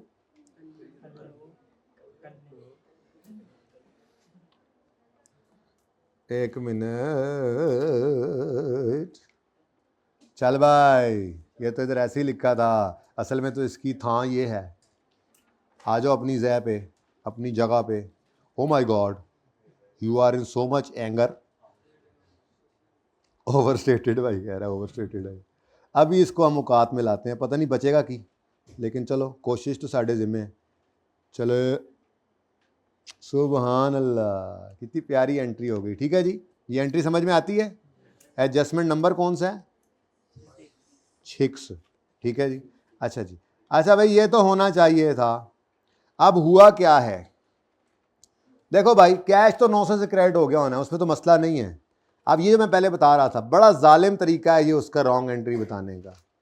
एक्सपेंसेस में पड़ा है पूरे का पूरा 900, ये गलती है भाई, भाई गलती है, ये गलती है। एक्सपेंसेस में पड़ा है पूरा, और जब मर्जी साल में उसने किया, उसने यही किया है। हम साल के एंड पे खड़े होकर सही कर लेंगे। तो एंट्री क्या बनी?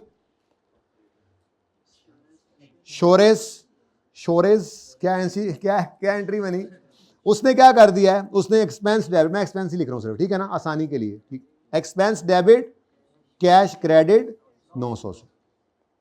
अब चलो जी शुरू हो जाओ। ड्राइंग डेबिट होना था, ड्राइंग डेबिट नहीं हुआ, ड्राइंग डेबिट कर ले। एक्सपेंस डेबिट होना था, बहुता हो गया जी यार, सब्र करो जरा। एक्सपेंस डेबिट होना था 350 से, एक्सपेंस डेबिट किससे हो गया?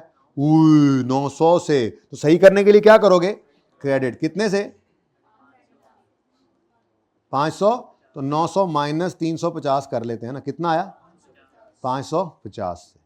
डन, डन, इकट्ठा हो गया ना। नेक्स्ट, प्री पेमेंट डेबिट होना था, नहीं हुआ, कर लीजिए। कैश क्रेडिट होना था, हो गया, उसकी गलती नहीं करता है, कुछ ना कीजिए, सवाल खत्म, शुद्ध। अब ड्राइंग्स और ड्राइंग्स, एक तो आप एसिड साइड पे पड़े हो, आपको वहां से उठा के हमने आपकी जगह आना है, और दूसरा आपके जिन भी निकालने पड़ेंगे, आपके जिन भी निकालने पड़ेंगे। जी हाँ, जी हाँ, ड्राइंग्स के जिन भी निकालेंगे, क्योंकि ड्राइंग्स में भी गड़बड़ है। 200 रुपए की ड्राइंग्स रिकॉर्ड होने से रह गई है। मेहरबान, कदरदान, पानदान, इक्विटी में आए, इक्विटी में आप आए, यहां पे आप इंशाल्लाह ओपनिंग कैपिटल लिखेंगे। जब लिखेंगे, अभी तो नहीं मैं लिख रहा, उसके बाद आप इसमें ऐड करेंगे, बिल्कुल करेंगे, एडजस्टेड नेट प्रॉफिट करेंगे, बिल्कुल करेंगे। जब भी आप कर पाएंगे तो वर्किंग 2 से उठाकर इसको लिखेंगे, मैं तो कुछ नहीं कह रहा। माइनस क्या करते होते हैं आप? तस्वीरें, ड्राइंग्स। तो तस्वीरों को जो आपने माइनस करना है, ये गलत फिगर है, इसको यहां सही कर लेते हैं। तो जरा बताएं गलत फिगर कितनी है? 1400। चलो जी, अब लाल लाल, सुभान अल्लाह, इसको दूर करो। अच्छा, अब पता नहीं ये कैसे हैं। सुनो भाई, अब गलती सही होने लगी है, गलती सही होने लगी है, गलती सही होने लगी, गलती गलती गलती, ब्रेक लग गई मेरी।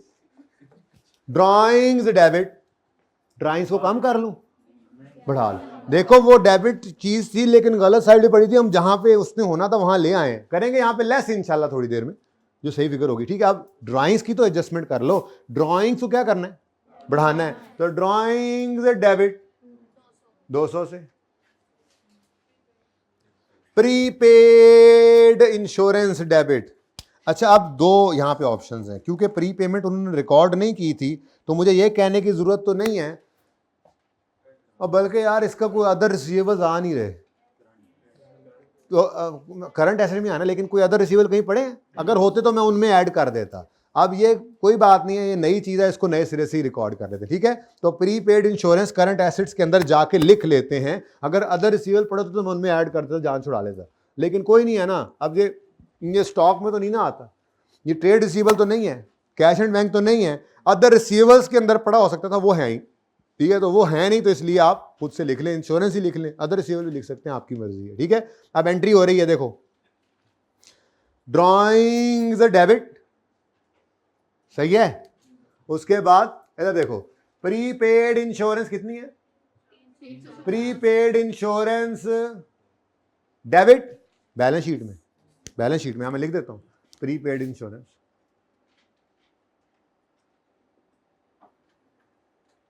ठीक है, prepaid insurance drawing debit, prepaid insurance debit.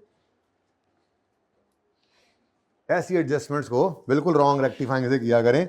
और क्या, एक्सपेंस क्रेडिट, शुक्र है क्रेडिट, शुक्र है क्रेडिट, वरना मारे गए थे हम, तो परेशान थे शुरू में। तो बड़ी दो एडजस्टमेंट्स ने आके हमें तसल्ली दी। एक्सपेंस क्रेडिट मतलब एक्सपेंस बढ़ गया, कम हो गया, एक्सपेंस कम हुआ तो प्रॉफिट कम हो गया, बढ़ गया। अच्छा ठीक है जी, तो एडजस्टमेंट नंबर 6, नंबरिंग जरा आगे पीछे मादरत जी।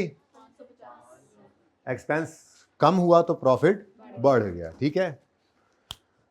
ये 294 इसी एडजस्टमेंट में आया है, 294 पेज 4 में। चलो 4, चलो जी अब बस करें, ठीक है। सबसे पहले तो इस सस्पेंस को, मुसीबत को देखें। बड़ा आया सस्पेंस, बच्चों से लड़ता है ये, है बड़ा सस्पेंस बना फिरता है ना। हाँ जी बोलो बोलो, बराबर हो गया ना। सस्पेंस होगा तुम्हारा होगा, हमारे यहाँ नहीं है ये, खत्म कहानी, सस्पेंस की कहानी खत्म। नेक्स्ट, इसको सही कर लें। 9360 ना भूल जाना, ऊपर पड़ा हुआ है 46, फैसला कर लो आपस में, यही है जी। एडजस्टेड फिगर आ गई आपके पास, तो इसको ले आओ इधर। 4 6, अच्छा लगा ये सवाल, बोर तो नहीं हुए?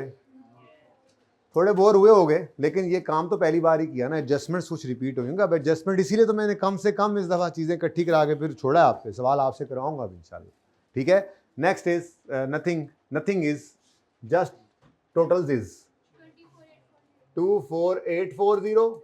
ओके नेक्स्ट, स्टॉक सही करो, फिगर बताओ।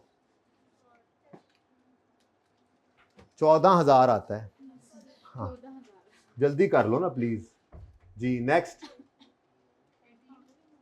अब इतना भी नहीं मैं जी, 18586।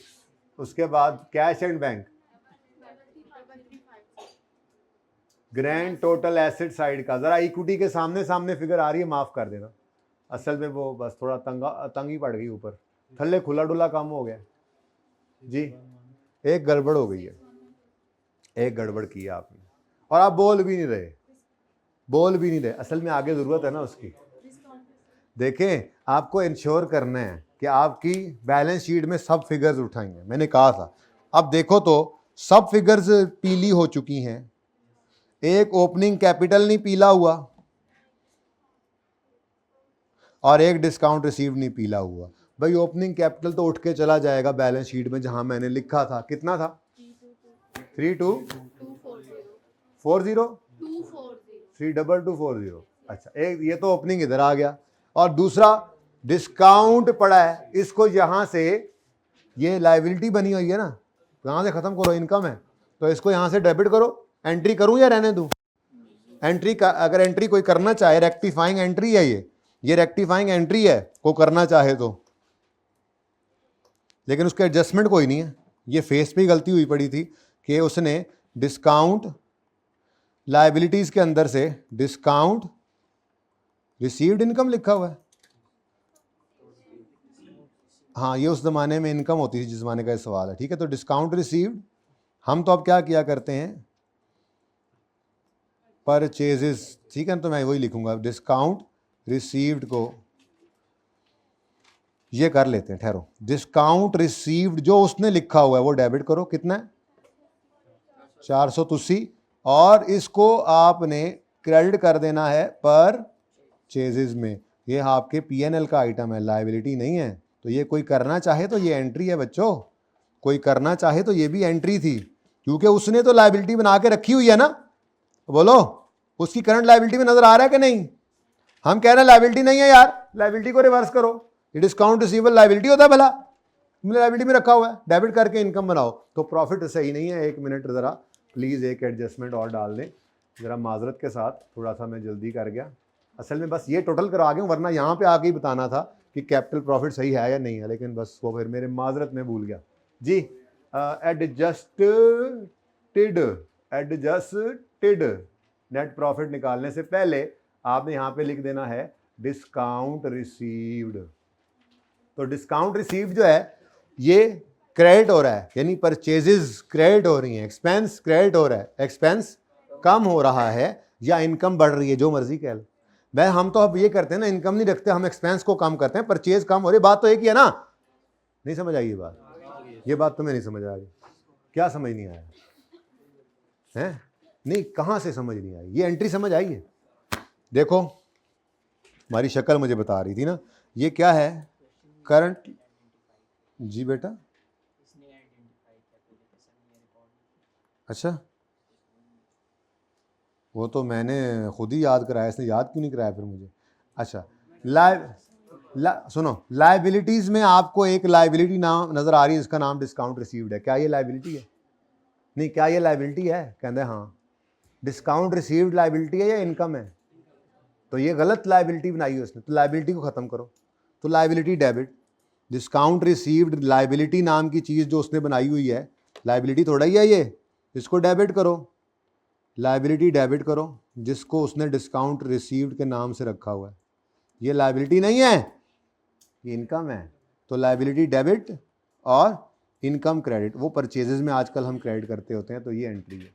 अब जब ये एंट्री पड़ेगी तो कहते हो तो मैं लाइबिलिटी गलत वाली लिखता भी हूँ वहाँ पे जाके, जैसे मैंने सस्पेंस गलत लिखा नहीं है, बस लेजर बना के फारिग करा दिया, ये भी ऐसे ही है। ये बेसिकली एंट्री यहाँ करके दिखा देता हूँ, डिस्काउंट रिसीव्ड नाम की लाइबिलिटी डेबिट होकर जीरो हो गई और परचेजेस या अदर इनकम क्रेडिट मतलब प्रॉफिट को बढ़ाने वाली एडजस्टमेंट ये आ गई। ठीक है, तो वो इसलिए मैंने वहाँ पे शो नहीं की लाइबिलिटीज़ में, क्योंकि ये लाइबिलिटी थी नहीं कि मैं कहूँ ये लाइबिलिटी गलत है और सही कर लें, लाइबिलिटी नहीं है, मैं लिखा ही नहीं। ठीक है, सही है, बात समझ आई अब? हाँ जी, कितना है?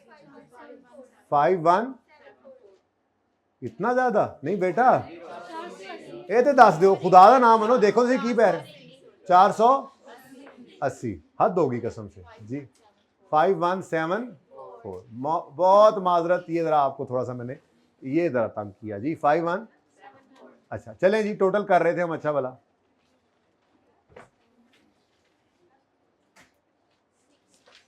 टोटल 61126। हाँ जी, ड्राइंग्स 1600 माइनस होंगी और यहाँ पे फिर क्लोजिंग कैपिटल आ जाएगा ना, याद है कुछ ऐसे बचपन में आप करते थे? बोलो 814 या 80? तो 880 की आवाज़ भी आई है जी। ट्रेड पेएबल्स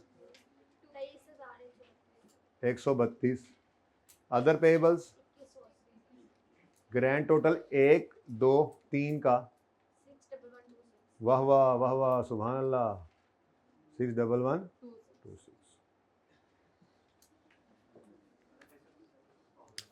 क्या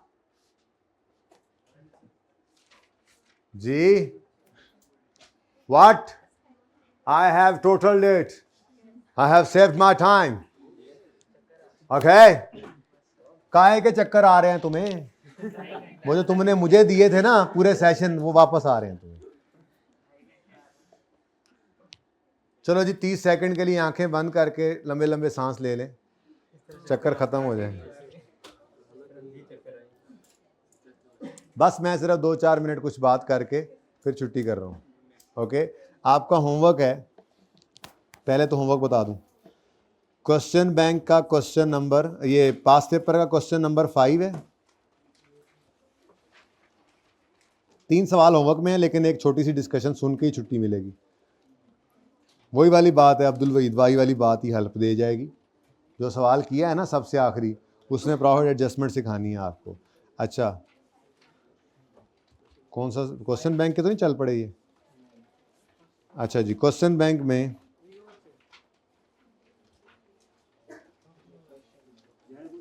ये जो कल मैंने यानी आज करवाने का सोचा था, ये वाला सवाल, असल में टाइम बढ़ जाता है तो मैं स्लो हो जाता हूँ यार, मैं और मज़े मज़े से पढ़ाने लग जाता हूँ, ये मेरे साथ बड़ा मसला है।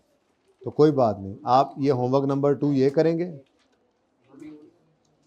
ठीक है। एक वो PNL वाला सवाल देखो ज़रा, स्मैटना के नाम से होगा, ये ठीक है, आपने पुराना होमवर्क कर लिया है, मैंने आज के होमवर्क की बात कर रहा हूँ। ये करेक्टेड स्टेटमेंट ऑफ प्रॉफिट और लॉस। यहाँ पे अब आपको प्रॉफिट का इम्पैक्ट नहीं सोचना पड़ेगा। जो एडजस्टमेंट यहाँ पे प्रॉफिट सेल को हिट करेगी तो यहाँ से सेल गलत को सही कर लोगे, कॉस्ट ऑफ सेल को हिट करोगी, कॉस्ट ऑफ सेल को सही करोगे। ठीक है, तो होमवर्क नंबर 3 ये मैं बताता हूँ अभी तरतीब से, टेंशन ना लें, आज कोई जल्दी नहीं है। होमवर्क 3 आज क्या तारीख है? 14 दिसंबर 24। होमवर्क नंबर 3 आ गया। उसके बाद होमवर्क नंबर 2 14 दिसंबर 24। ठीक है, इस सवाल में करेक्टेड ग्रॉस और नेट प्रॉफिट निकालने हैं। और उधर जो पास पेपर 5 दिया है, 5 ही था ना, वो मुझे नाम से याद होता है, टाइमथी वाला, उसमें भी ग्रॉस और नेट है। अब जाहिर सी बात है, ये ग्रॉस और नेट जो बार बार आ रहा है तो ये बगैर बताए आपको ज्यादती होगी ना आपके साथ। तो होमवर्क 1 14 दिसंबर। अब ये आपने टोटल 3 सवाल ही करने, ज़्यादा नहीं। ठीक है, सुनो सुनो सुनो सुनो सुनो सुनो, ग्रॉस और नेट प्रॉफिट की डिस्कशन सुनो, और बहुत आसान है, मुश्किल ज़रा भी नहीं है, और बेशक जाते रहो।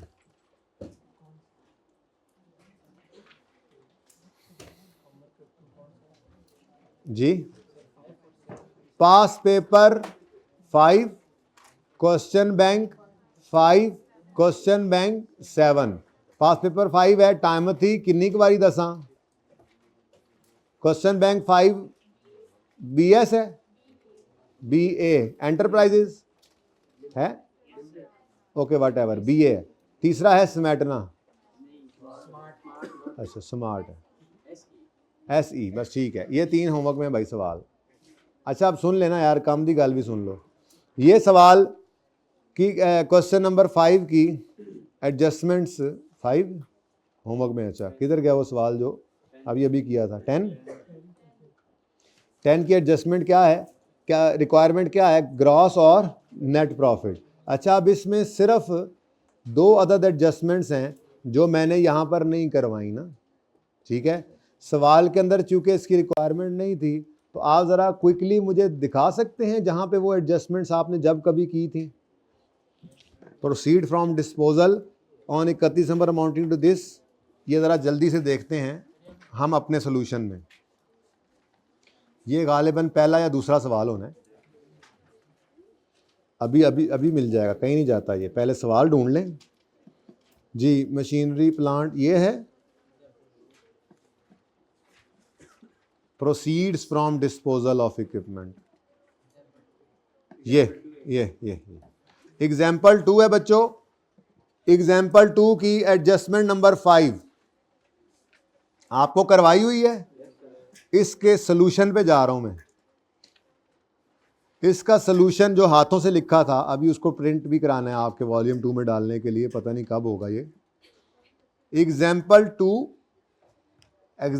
2 एडजस्टमेंट नंबर 5। मैं यहां से उठा लूं इसको, ये फिगर उठा के मैं ले जा रहा हूं वहां पे, ताकि एक जगह चीजें इकट्ठी करें। ओके, ये आपकी हुई एडजस्टमेंट है, आपकी क्लास की एडजस्टमेंट मैंने उठाई है। चलें आगे, चलें।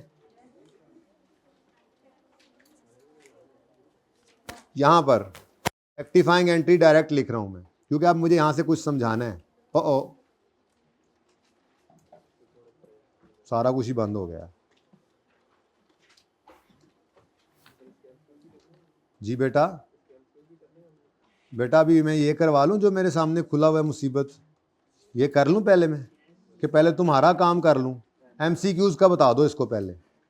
अजीब आदमी हो यार, इर्रेलेवेंट सवाल आइंदा तुमने किया ना कभी, तुम्हें जुर्माना करना है। हमने जुर्माना नहीं, साइड पे क्यों ले जाना है, जुर्माना करना है तुम्हें। कोई बिस्किट खिला दूंगा मैं इसके हाथ से। तुम हमेशा ही ना डिस्ट्रक्टिव सोच ही रखना, प्रोडक्टिव सोच रखो। समोसा बिरयानी इसको खाएंगे। अच्छा जी, अब भाई ये देखो, ये कौन सी एडजस्टमेंट है? ये इस सवाल के एडजस्टमेंट नंबर 3 है। बोलो ये देखो, ये वाली adjustment, proceed from disposal of amounting to 382। ये आपकी एग्जाम्पल नंबर 2 थी, proceed from disposal amounting to 382। इसका सोल्यूशन आपकी क्लास में ये करवाया था मैंने, ये जो मैंने अभी अभी फिगर उठाई है। ठीक है मेरे बच्चों, यहाँ तक को मसला। अब उसके बाद एक और एडजस्टमेंट है, वो तो उससे भी आसान थी, वो इम्पेयरमेंट की थी, लेकिन वो पता नहीं इससे अगली किसी एग्जाम्पल में मैंने डाली थी। ये एक एडजस्टमेंट और रह गई जी, वो है ये। मैंने आपको एडजस्टमेंट इस सवाल की एडजस्टमेंट 2 करा दी थी कल, एडजस्टमेंट 2 के बाद एडजस्टमेंट 4 करा दी थी, एडजस्टमेंट 3 चोरी करके ले आए हैं हम, तो 2 हो गया, 3 हो गया, 5 को भी पकड़ो। While recording impairment for an item of PPE, its value in use is इतने बला बला बला, ये बला बला बला यहाँ पर आपकी एग्जाम्पल नंबर 4 की एडजस्टमेंट नंबर 4 थी। गल्ला करी जाओ, तुसी लगे रहो जी बेटा। 1 मिनट यार, ही की क्या बात है इसमें, अजीब लोग हो जी। जी बेटा, बेटा ये क्लास के बाद कर लूंगा, आप अगर नींद से उठ गए हैं तो हो जाएगा अपलोड, ठीक है। आप अभी जाएं, बेशक जाके दोबारा सो जाएं। अच्छा जी, नंबर, बात चल रही है ना, ऐसी बात क्लास के बाद निकल के भी बंदा कर सकता है, लेक्चर अपलोड करा दें। एक सवाल किया नहीं, हवा निकल गई, किता किए तुसी बड़े आए, स्लो करा रहा हूं बस ताकि सही से समझ आ जाए। अच्छा सुनो भाई सुनो, ये एडजस्टमेंट नंबर 5 आपकी एग्जाम्पल 4 की एडजस्टमेंट 4 है, यही है। इसका सोल्यूशन आपके क्लास में हुआ एग्जाम्पल 4 का ये रहा। नहीं, एग्जाम्पल कौन सी है, 4 एडजस्टमेंट 4, मुझे लब नहीं रही। अच्छा, एडजस्टमेंट की तरतीब चेंज थी, सॉरी। ये देखें जी, ये एडजस्टमेंट 4 है, इसमें एडजस्टमेंट ये की थी हमने, अक्यूमुलेटेड इम्पेयरमेंट लॉस डेबिट और इम्पेयरमेंट लॉस क्रेडिट। यानी ये सवाल आप दोबारा कर लेंगे ना, ताकि ये 2 एडजस्टमेंट भी उसमें आ जाएंगी, ठीक है।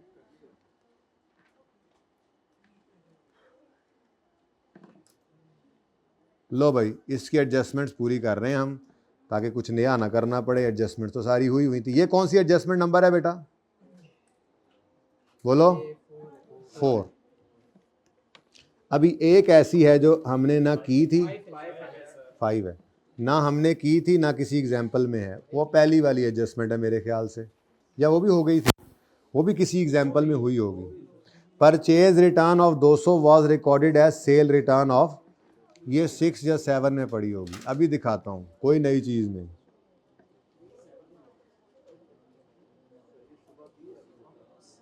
जी बेटा, नहीं ये नहीं किया हमने। अब परचेज रिटर्न ऑफ कितनी है,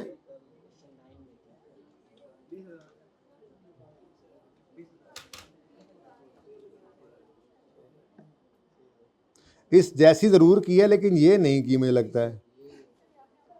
हाँ, ये कौन सी एडजस्टमेंट है, ये किस सवाल में पड़ी है, देखो देखो देखो देखो, लिखवाई तो हुई है, पास पेपर में होनी है, 6 में ही होगी। अब परचेज रिटर्न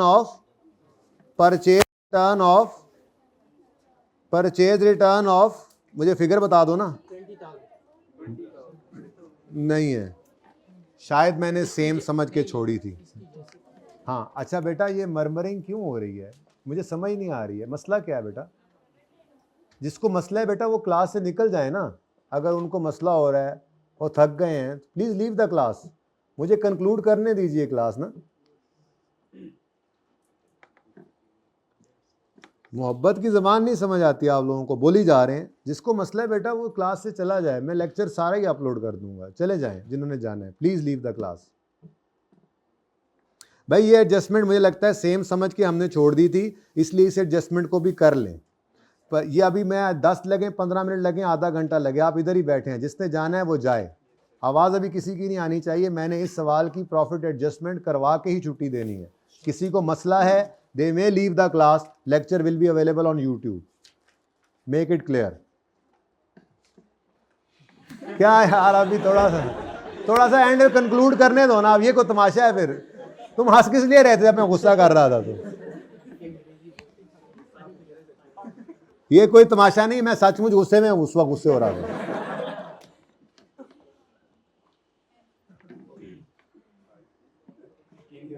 खबरदार कोई आवाज आई अब, मुझे ये एडजस्टमेंट करवाओ। परचेज रिटर्न 20,000 की थी, सेल रिटर्न 2,000 की रिकॉर्ड हो गई, बोलो।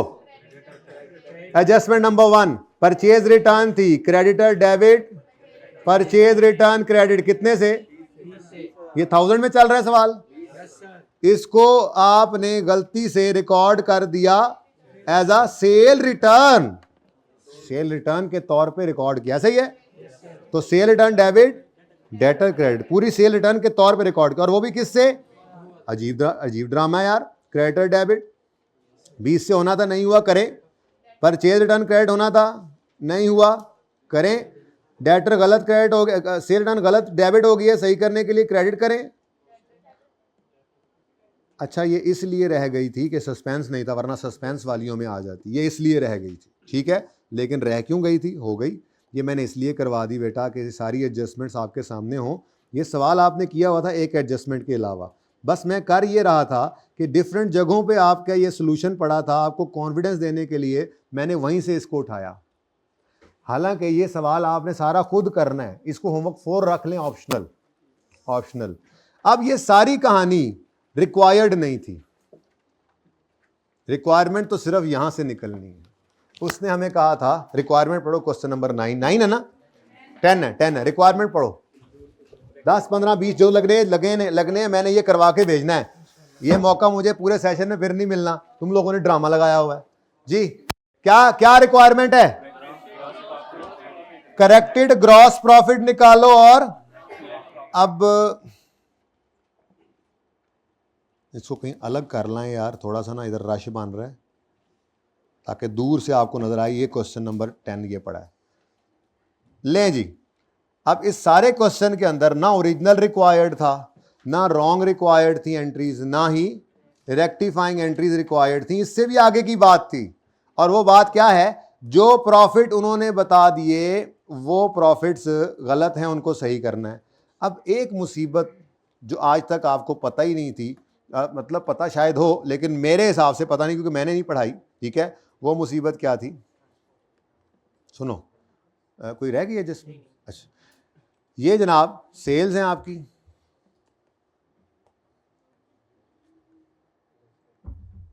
सेल्स आज कब्जा है हमारा, आज हम ही हम हैं। हाँ चलो भागो, मेरा स्टूडेंट था ना, कह सकता हूँ। Sales less cost of sale, cost of sale में क्या होता है जी, opening stock plus purchases plus carriage inward less purchase return वगैरह वगैरह वगैरह वगैरह, आप समझ गए हो ना, और क्लोजिंग स्टॉक। और ये आ गया जनाब कॉस्ट ऑफ सेल का टोटल, और फिर जीपी। उसके बाद ऐड अदर इनकम, इसमें बैड डेट रिकवरी इनकम, इसमें रेंटल इनकम एंड लटरम पटरम income, less other expenses, operating expenses, जो भी कह लें, सारे जहान के एक्सपेंसेस इसके अंदर, डेप्रीसिएशन एक्सपेंस इसके अंदर, लॉस ऑन डिस्पोजल इसके अंदर, सैलरी इसके अंदर, रिपेयर इसके अंदर, रेंट इसके अंदर, एंड सो ऑन करते करते हो गई गुम एक की चोंच और एक की दुम। अब ये, sorry I was in anger, मैं भूल गया, नहीं नहीं नहीं नहीं नहीं, नहीं मैं सचमुच गुस्से में, आज आप लोगों ने मेरे साथ ज्यादती बड़ी की। हाँ बस चुप कर जाए, अब मुझे गुस्सा आ गया, दोबारा से याद आ गया मुझे जी। ये लेट से 500 रुपए की जीपी है, और ये 200 रुपए का नॉट प्रॉफिट है। अब आप जो करेक्शंस करते हैं, वो करेक्शंस अगर सेल को छेड़ दें, कॉस्ट ऑफ सेल को छेड़ दें, कॉस्ट ऑफ सेल का मतलब किसी भी चीज को, opening stock, purchase, purchase return, discount received, carriage inward, closing stock, ये सब चीजें कहां पे पड़ी हैं, जीपी से ऊपर। तो आपकी हर वो करेक्शन जो इनमें से किसी भी आइटम को छेड़ जाए, वो जीपी को इंपैक्ट डालेगी, और हर वो एडजस्टमेंट जो जीपी के बाद वाली किसी आइटम को छेड़े, वो नेट प्रॉफिट के ऊपर इंपैक्ट डालेगी। अब एक मामला और भी आता है, मसला क्या है, मसला क्या है ए उतो थल्ले आ रहा है, यानी अगर जीपी बढ़ गया तो उसका असर नेट प्रॉफिट पे भी तो पड़ना है। जो आइटम इधर सही होता है वो इधर भी इंपैक्ट डालेगा ना, जीपी पे डालेगा, नेट प्रॉफिट भी डालेगा। लेकिन इनको साथ देखा ना, फिर तबाह दे, फिर स्टूडेंट तबाह दे, फिर आपके चारों टायर होते ही होते। अभी आपने सिंपल क्या करना है, जो जीपी से ऊपर वाले आइटम है उनमें सिर्फ जीपी को हिट कराना है, और जो जीपी से नीचे वाले हैं उनमें से सिर्फ नेट प्रॉफिट को हिट कराना है। और एंड पे जाके ना, एंड पे जाके जीपी का एक ही इंपैक्ट निकाल के नेट प्रॉफिट पे डाल देना। ये सबसे आसान तरीका है, ऐसे ही करेंगे। अच्छा, अब होमवर्क की तरतीब क्या रखनी है ये भी मैं बता दूं, पहले ये करवा दूं, लेकिन मुझे याद आ गया सबसे पहले, क्योंकि उसका सॉल्यूशन भी ऐसे ही बना हुआ है होमवर्क का, जो मैंने कहा। क्वेश्चन बैंक का कौन सा क्वेश्चन दिया होमवर्क में? पीएनएल वाला सबसे एंड पे करना है, वो ऐसे ही बस सादा सा सवाल है। असल तो यही दो सवाल हैं, ये जिसमें करेक्टेड ग्रॉस प्रॉफिट, ये सबसे अहम आपका होमवर्क है आज का जी। ये अगर कर लेंगे साथ तो ये सोने पे सुहागा है, ये सारा मसला ही हल हो जाएगा ऑल। ठीक है जी। क्वेश्चन 5 क्वेश्चन बैंक वाला, और फिर क्वेश्चन 5 पास पेपर वाला। तरतीब भी ये रखनी है, पहले पास पेपर वाला नहीं करना, पहले क्वेश्चन 5 क्वेश्चन बैंक, ऑर्डर लिखो, क्वेश्चन 5 क्वेश्चन बैंक वाला, नंबर 2 पे क्वेश्चन 5 टाइमथी पास पेपर वाला, और आगे जो दिल आए करो, मुझे कोई मसला नहीं है। वैसे भी बाकी ऑप्शनल है, ये मस्ट है। ठीक है, ये बहुत कीमती काम है। अब देखो इधर मिसाल के तौर पे हमें कहा गया कि भाईजान कोई क्लास नहीं है ना अभी फिलहाल, तो जरा चुप करके बैठे या निकल जाएं क्लास से। कैमरा वाली टीम, पता है आज मैं गुस्से में हूं, मैं सचमुच हूं। हंसते क्यों आप इसी बात के ऊपर? अजीब बात है यार। वैसे मैं बताता हूं आप लोगों को क्लास के बाद, जरा सेट करता हूं जरा आप लोगों को। सेल्स अगर कहे के बढ़ रही हैं तो इसका मतलब जीपी बढ़ रहा है। अब बढ़ना नेट प्रॉफिट भी इसी ट्रांजैक्शन में पड़ेगा, मत डालो, भूल जाओ, थोड़ी देर के लिए भूल जाओ। ऐसे ही आगे जाकर कहता है लॉस ऑन डिस्पोजल रिकॉर्ड होना था, नहीं हुआ, तो कर ले। अब लॉस रिकॉर्ड करेंगे तो लॉस या गेन ऑन डिस्पोजल कहां आता है? जीपी के बाद इनकम अदर एक्सपेंस में, तो सिर्फ ना। अच्छा, जो इधर से आगे वाली आइटम्स है ना, इनका इंपैक्ट जीपी पे नहीं जाता, ये नीचे ही रहता है। लेकिन जीपी वाला हर इंपैक्ट इधर भी आता है। पर अगर साथ देखा ना तो फिर तबाह दे, नहीं देखना, सुकून से जीपी को अलग लेके चले, नेट प्रॉफिट को अलग लेके चले। कैसे? अभी देखें, ये आपकी एडजस्टमेंट्स हैं जनाब, ये आपकी। अब मुझे जरा अनएडजस्टेड फिगर्स सवाल से देखकर बता दे। अनएडजस्टेड फिगर रिक्वायरमेंट आज जाके पूरी हो रही है, 10वां दिन। अनएडजस्टेड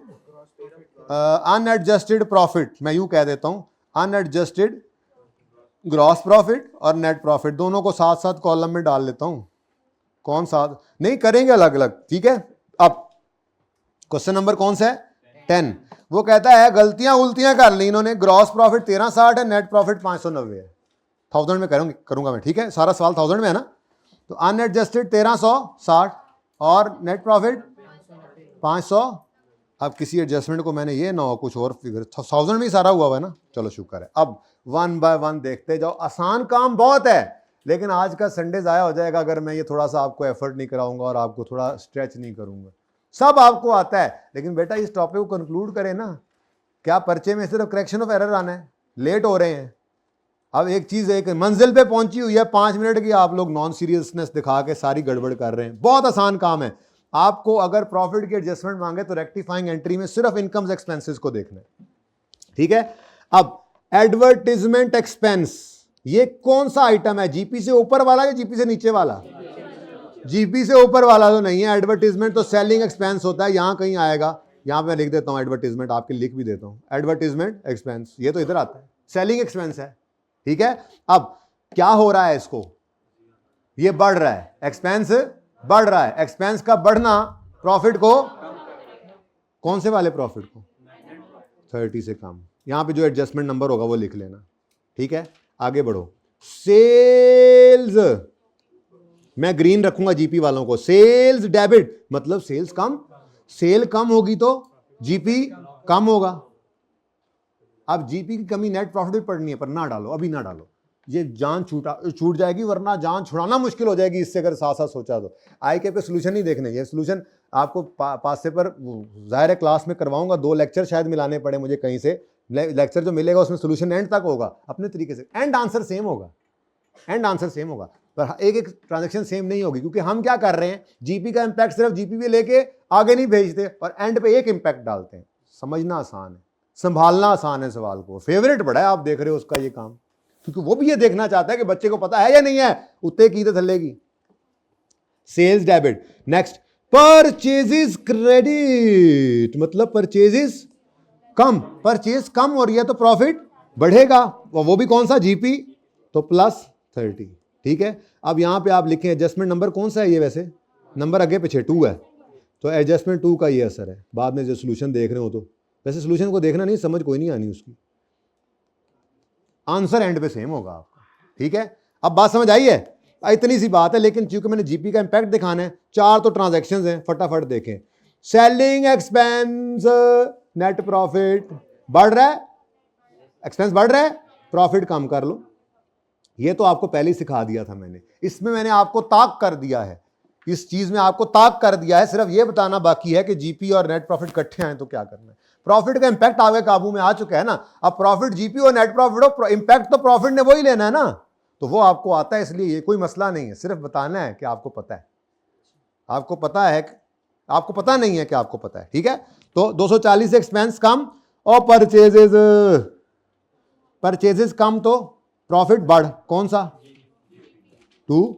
अच्छा, एक ट्रांजैक्शन में आमने सामने भी मैं नहीं कर रहा, कर लेते तो अच्छा होता, लेकिन चलो 240 परचेज क्रेडिट, मतलब परचेज कम तो प्रॉफिट बढ़, एक्सपेंस कम हो रहा है ना तो प्रॉफिट बढ़ गया। कौन सी एडजस्टमेंट नंबर है, अभी आगे रहती है, ठहरो। और कॉस्ट ऑफ सेल भी ग्रीन आया, ग्रीन लाइन है, ग्रीन लाइन है, येलो लाइन नहीं है, ग्रीन लाइन है, मतलब जीपी से ऊपर कॉस्ट ऑफ सेल जी। डेबिट मतलब बढ़, एक्सपेंस बढ़ तो प्रॉफिट कम, कौन सा प्रॉफिट, जीपी। अब इन सारे असरात का असर साथ साथ नहीं सोचना पड़ रहा है, हम क्या करेंगे, एंड पे जाके देखेंगे ये अनएडजस्टेड था, ये एडजस्टेड निकला, टोटल इतने से बढ़ा या इतने से कम हुआ, एक ही बार नेट प्रॉफिट पे जान छुड़ा। परचेजेस का असर क्लोजिंग स्टॉक भी नहीं पड़ेगा, परचेजेस कम कर ली ना, सेलिंग एक्सपेंस डेबिट करके परचेज उसने कहा है कुछ, वो क्लोजिंग स्टॉक उसने खुद बता दिया है, क्लोजिंग स्टॉक की गलती कहेगा। ठीक है, अच्छा ले जी, एडजस्टमेंट 4 हुई है अभी, एडजस्टमेंट 4 के असरात आ गए, बहुत ऐसे लंबे चौड़े काम करता जा रहा हूं मैं सिर्फ आपको आसान करने के लिए। नेक्स्ट, और रह गया कुछ भी नहीं हुआ, बस कुछ भी नहीं हुआ जी, रह क्या गया, सेल्स डेबिट और पीएनएल क्रेडिट, बाकी तो बैलेंस शीट आइटम्स है। अब सेल्स जीपी से ऊपर, डेबिट मतलब बढ़ेगी, कम होगी, सेल कम होगी तो प्रॉफिट भी कम होगा, कितने से, 382। नेक्स्ट, पीएनएल क्रेडिट, पॉज करें जरा जी बेटा, 382 से sales debit, PNL credit, gain book हो रहा है। अब ये पीएनएल गेन ऑन डिस्पोजल है, जीपी के बाद वाला एटम है, तो जीपी के बाद नेट प्रॉफिट को गेन क्रेडिट, गेन बढ़ा तो प्रॉफिट, तो फिर प्रॉफिट 62 से प्लस। अच्छा, इधर का कोई आइटम इधर नहीं आएगा असर डालने, इधर का कोई है, इनमें से कोई प्लस माइनस ऊपर वाली फिगर को नहीं छेड़ता, ये याद रखना, मसला ऊपर वाली फिगर का है और उसका भी हल हमने निकाल लिया, जुगाड़ है हमारे पास हर चीज का, बेहतरीन है जी। आगे बढ़ो, वदो जी वदो, अक्यूमुलेट ऑप्शन तो है। अच्छा, ये पुराना कलर हुआ है, ये ना समझना कि ग्रीन है। इंपेयरमेंट लॉस जीपी के बाद वाला आइटम है, ये पीएनएल में एक्सपेंस क्रेडिट हो रहा है। अच्छा, ये इसके साथ 62 के साथ और इनके साथ लिखवाया नहीं, कौन सी एडजस्टमेंट थी, 3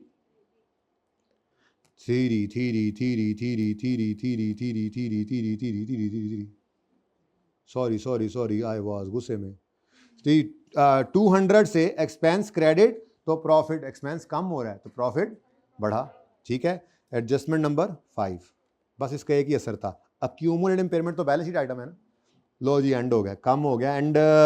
परचेज रिटर्न क्रेडिट, मैंने कहा था इसमें आपने परचेज को लाना है वरना प्रॉफिट आपको हिलने भी नहीं देगा, लेकिन इन दोनों का असर जाना कहां है, जीपी से ऊपर का आइटम है ना। अब मैंने कहा था यूं सोचना है, परचेज रिटर्न, पहले तो सोचो ना, सेल रिटर्न ज्यादा आसान है, पहले उसको देखो, सेल रिटर्न बढ़ती है तो डेबिट, सेल रिटर्न कम हो रही है तो इसका मतलब सेल रिटर्न क्रेडिट है ना।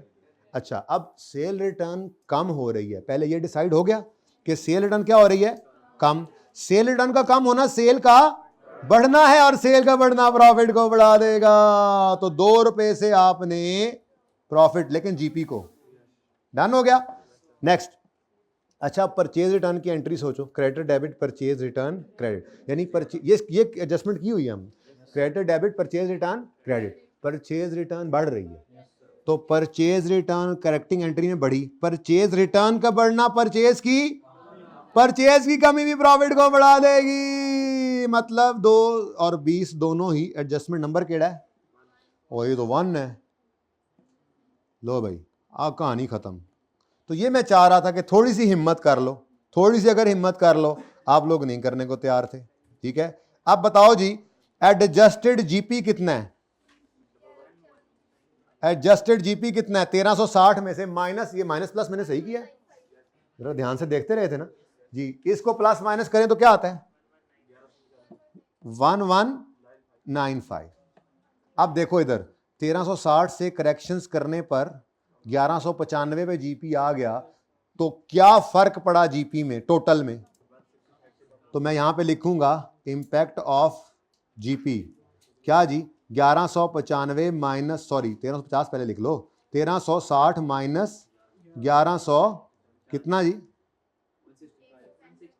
160, ये 165 से जीपी बढ़ा है, करेक्शन की वजह से कम हुआ है, तो इसका कम होना 165 का कम होना ये टोटल नेट प्रॉफिट को भी इतने से कम कर जाएगा।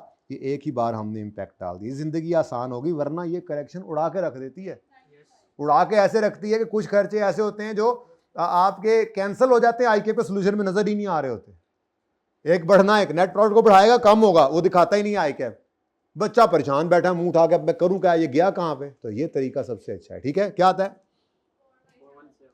41, जरा चेक कर लो सोल्यूशन जाके, पास पेपर कौन सा है ये 10 जी, सोल्यूशन चेक करो जरा इसका। अब सिर्फ इतना सा काम था हमारा, सिर्फ इतना सा, ये फुल फ्लैज सोल्यूशन है, फुल फेस को क्या करना है, अच्छा चलो कर लो यार, मजा नहीं आएगा ऐसे, चलो खैर ये सारा सोल्यूशन है। ठीक है, तो अब आपने तरतीबवार क्वेश्चन बैंक 5 पहले, नाम उसका BA है, फिर पास पेपर 5 दूसरे नंबर पे, नाम है उसका टाइमथी, नाम है जिसका मीर सलोट, अच्छा एक था लड़का टोट बटोट, तो पास पेपर 5 टाइमथी, और फिर 7 कर लें तो मेहरबानी है आपकी, नहीं तो परसों कर लें। और अगर कोई चाहता है ना कि ये चीज ऐसे मेरे ग्रिप में आ जाए, ग्रिप हो सर्विस जैसी, तो ये सवाल पहले करके अगले 2 बाद में कर ले, मैं कहता हूं छा जाएंगे। 11 भाई ये देखें, जीपी 1360 था, सारी गलतियां सही करने से जीपी एंड पर कितना हो गया 1195। ये टोटल में जीपी जो है वो कम हुआ है गलतियां सही करने से, तो इस जीपी की कमी as it is net profit पे भी तो असर डालती है, तो वो एक ही बार कर लिया हर ट्रांजैक्शन को सोचने की बजाय, वो वरना बहुत कंफ्यूजिंग है, यकीन मानो बहुत। आप टाइम में वो वाला सोल्यूशन देखोगे और करोगे इस तरीके से, आप कहोगे हम तो शुक्र है जिंदा सलामत है, वरना हम तो उड़ जाते। ठीक है जी, जी इंपेयरमेंट, ये एंट्री नहीं आ रही, समझ आ गई।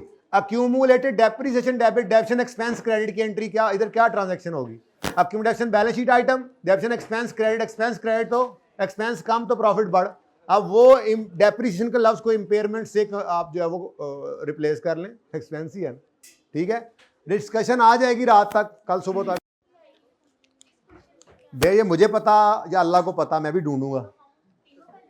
आपने तो, आपका होमवर्क है, आपको डिस्कशन ना भी आए तो आपके लिए कोई मसला नहीं है। आपका टारगेट है आज क्वेश्चन बैंक 5, पास पेपर 5, उससे पहले अगर ये हो जाए तो अच्छा, और उसके अलावा आप जो मर्जी करें, मेरी तरफ से इजाजत है, मैंने मना नहीं किया, रोक नहीं है, लेकिन मिनिमम ये 2 सवाल, और अगर कोई तीसरा करके अगले 2 करे, ये पहला करके तो 2 करे, क्या ही बात है, ये मेरी तरफ से रिक्वायर्ड है। आपको जो भी सोल्यूशन नहीं कुछ आएगा, डिस्कशन नहीं भी आएगी, तब भी आपको क्या मसला है, आपने ये काम करना है। अल्लाह हाफिज।